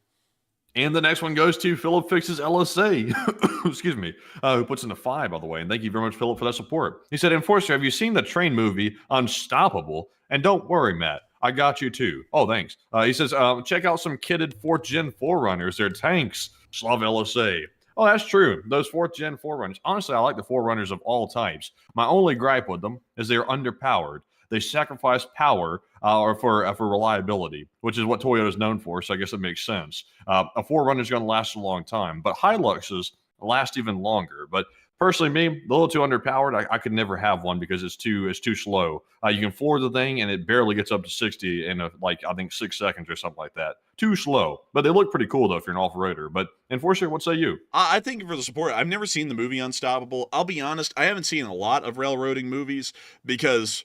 I'll be entirely honest with y'all. I love trains and I love like playing like railroad games, but watching a movie about trains is boring. Like I'm not gonna lie. Like railroading in as a thing is boring. Like it takes a specific kind of person who likes trains for some reason, which I'm one of those people, to like them. But I haven't ever really seen a train movie beyond like when I was a kid, like Thomas the Tank Engine and The Brave Engineer, which was the Casey Jones thing from Disney. Haven't really seen a lot of movies beyond that, but maybe I'll watch it sometime. But still, thank you once again for support and helping this channel to keep on running. And with that, we are on to the next one. All right, and the next one goes to Philip Fixes LSA once again, who puts in the 5. This time he doesn't have me. Oh, damn. But he said, looking for heritage railroads in Central Florida. Any suggestions? And bonus train topic, Universal Studios has a cable car steam engine, and check it out. Oh, that's really cool. Heritage railroads in Florida. I know of a few. Like it's a small amount. Sadly, there isn't many, to be entirely honest with you, in Florida or in Alabama. There's like none in Alabama and none in Florida. The Florida Railroad Museum technically counts, but don't go there. Hate to tell you, the Alabama and Florida Railroad Museums are terrible. There's the Inland Lakes Railway, which was a tourist railroad, no longer exists. There's the Serengeti Express, which is in Busch Gardens. Six Gun Territory, which is in Ocala, Florida, and it was closed in 1984, doesn't exist. The South Central Florida Express, which I sure as hell wouldn't ride on because that doesn't look like a passenger train, so I don't know what they're talking about right there. And then there's only the Walt Disney World Railroad, to be entirely honest with y'all. That's pretty much it. So that might be the only one in Florida. Sadly, there's not many. There's not really any in Alabama either. But they have some pretty nice ones further on up north, like in North Carolina. Out here in the Nantahala National Forest near to Bryson. Let me see if I can find Bryson. Come on, Bryson. Come on, Bryson. Hurry up, hurry up. Whittier, Bryson City. Here we go. So in Bryson City, they have the Great Smoky Mountains Railroad, which is a heritage railway of its own that you can go to. I think that's like the closest one of any notoriety to us down here in the South. And I think there might be like one in Georgia. There's a decent amount of them in Texas, but you really find your heritage railroads in more well-to-do states. So states like New York, Colorado, California, Washington State. That's really where you find a lot of them. But you don't really find a lot of them down here. And although Florida is a well-to-do state, it's just something that Florida didn't really have a thing with. Like, railroading in Florida was always bland and kind of lame, to be honest, historically, because it's like perfectly flat land. So no one really cared to preserve any of it or keep any heritage railroads around down there. But with that, I hope that does address that somewhat well, at least in my opinion. I thank you once again for support and helping this channel to keep on running. And with that, we are on to the next one. And the next one goes to Halligan218, who puts in a 5. And thank you, Halligan, as well for that support. They said newer designs have more fail-safes and can eliminate the need for pumps. Safer tech plus less human factors equals no graphite on the roof. There's graphite on the roof. But I thank you so much for support, and I entirely agree with you on that. Nuclear power is a lot safer than it even used to be, and a lot of those older reactors are still in service and make people think that it's somewhat unsafe when it certainly isn't now. And so a big thanks to you so much once again. I hope that does address that well. And with that, we are on to the next one. And up next, big shout out to Blazoth, who put in a $4 super chat and said coffee. And thank you very much, Blazoth, for that support as always, and always throwing in that coffee support. And we do appreciate it. And we also have a 2 from Purple Gerbil once again. And thank you, Purple Gerbil, as well for the support. And then we have a 2 from Uncovered Cube 7, who said Tweedsea Railroad in Elizabethtown, TN. Tweedsea Railroad. Where is this? Where is this? This is in North Carolina. So it is. Oh man, Blowing Rock. It's literally the name of the place. Man, this almost looks like Knott's Berry Farm, I think, if I'm remembering correctly. Almost like a similar kind of a thing going on here. But they actually have like a full running steam locomotive. That's actually pretty neat. And me personally, I would probably go and check it out. But I'm more of a fan of like the real railroad kind of a thing that is going on down near Bryson City down here with the Great Smoky Mountains Railroad. Because they actually have some legitimate like railroading that goes on here. And I like it. I like it. I like the realistic feel of it. I'm kind of a person who's like ultra realistic. Is that a caboose? It is. I don't even know what company that is, but I really like this kind of stuff here. I do. I like it a great deal. Look at that. That just looks great. And look at that. That looks great as well. It's Not great. too bad. Honestly, man, I'm sitting here looking at these tornadoes ripping through everywhere, like literally all over the place. These humongous, like freaking tornadoes all over the place, and I'm just getting nervous as hell looking at it. It's just like all over the place, Mississippi, like Arkansas, everywhere. Oh, we'll be fine. We'll be fine. Oh my God! What? Oh, Well, we better get through the rest of the questions. With that, we are on to the next one. all right. And also, by the way, I was, I was freaking out about the weather, but anyways, moving on here Well, to I asked our what, and then live you chat. didn't answer. I was like, well, I guess we're on to the next one.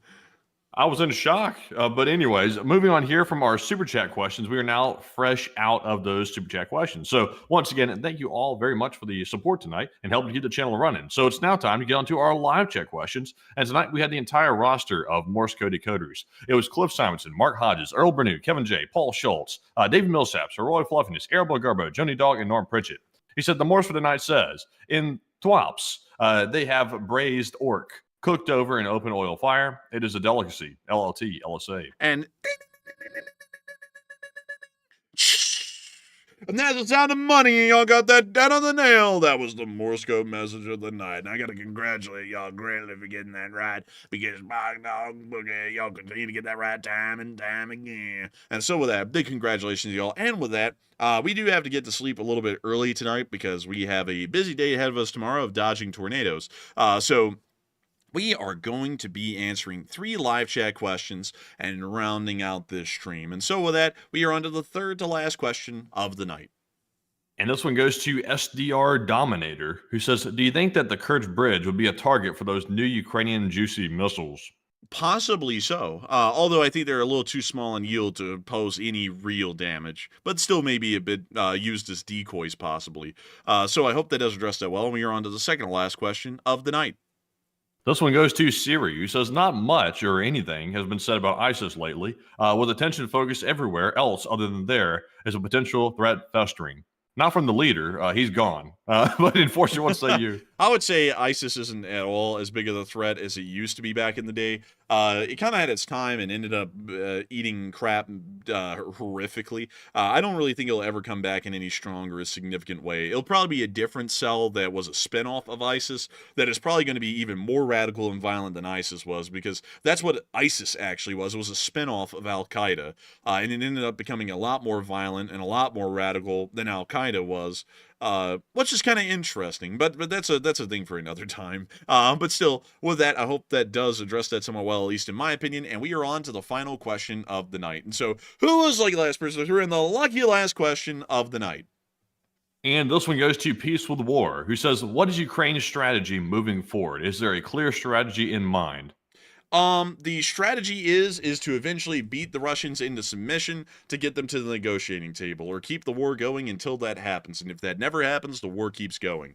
That's really the general strategy at this point, and that's really the only strategy that works, whether people like that or not. What do you mean endless war? Well, that's sometimes what happens. You know, it's like, hell, there was a war called the Hundreds-Year War that lasted longer than 100 years, and sometimes that's just how it has to work, unfortunately. But it's still the reality of things. But beyond that, I hope that does address that somewhat well, at least the best I can. But that's generally the running strategy right now, just to, get back around out of the monologue there about people saying certain things. That is actually going to largely be the strategy at this point. But with that, we've reached the end of tonight's stream. I got to thank you all once again for watching tonight's stream. There were 65,000 people who watched the stream from beginning to end, and about 9,000 people were here at the peak. We are entirely honored and appreciative of each and every single one of y'all watching the stream, and we hope that we will see you all the day after tomorrow. I can already tell y'all, it's almost a guarantee that we will not be running a stream tomorrow because of the tornadoes and everything. So we will see y'all the day after tomorrow. We will keep y'all all updated on whether we're living or dead. If we're dead, you'll probably know. Like maybe. But beyond that, I thank you all once again for watching, and we will see y'all when we can this week. And so with that, good night, good luck, take care, stay safe, Slava Ukraini, and long live the Lee Spring Army. The Lee Spring Army will never die. And thank you all once again for another great stream tonight. And we hope you've enjoyed the stream throughout all these years. And we hope to see you all maybe tomorrow night. But just joking. We'll be here tomorrow night, one piece or another, maybe in 2 bits or one. But we'll be here. But maybe not tomorrow, because we actually might have to cancel, like seriously speaking, for the weather. Probably will end up canceling it. But we'll have to see. And we'll have to watch out. And we'll try to get some footage if we can safely. But anyways, thank you all for another great stream once again tonight and supporting the channel bigly. And with that, we will see you all maybe tomorrow, like I said, and definitely on Sunday, though, as long as the tornado hasn't ripped through Enforcer HQ.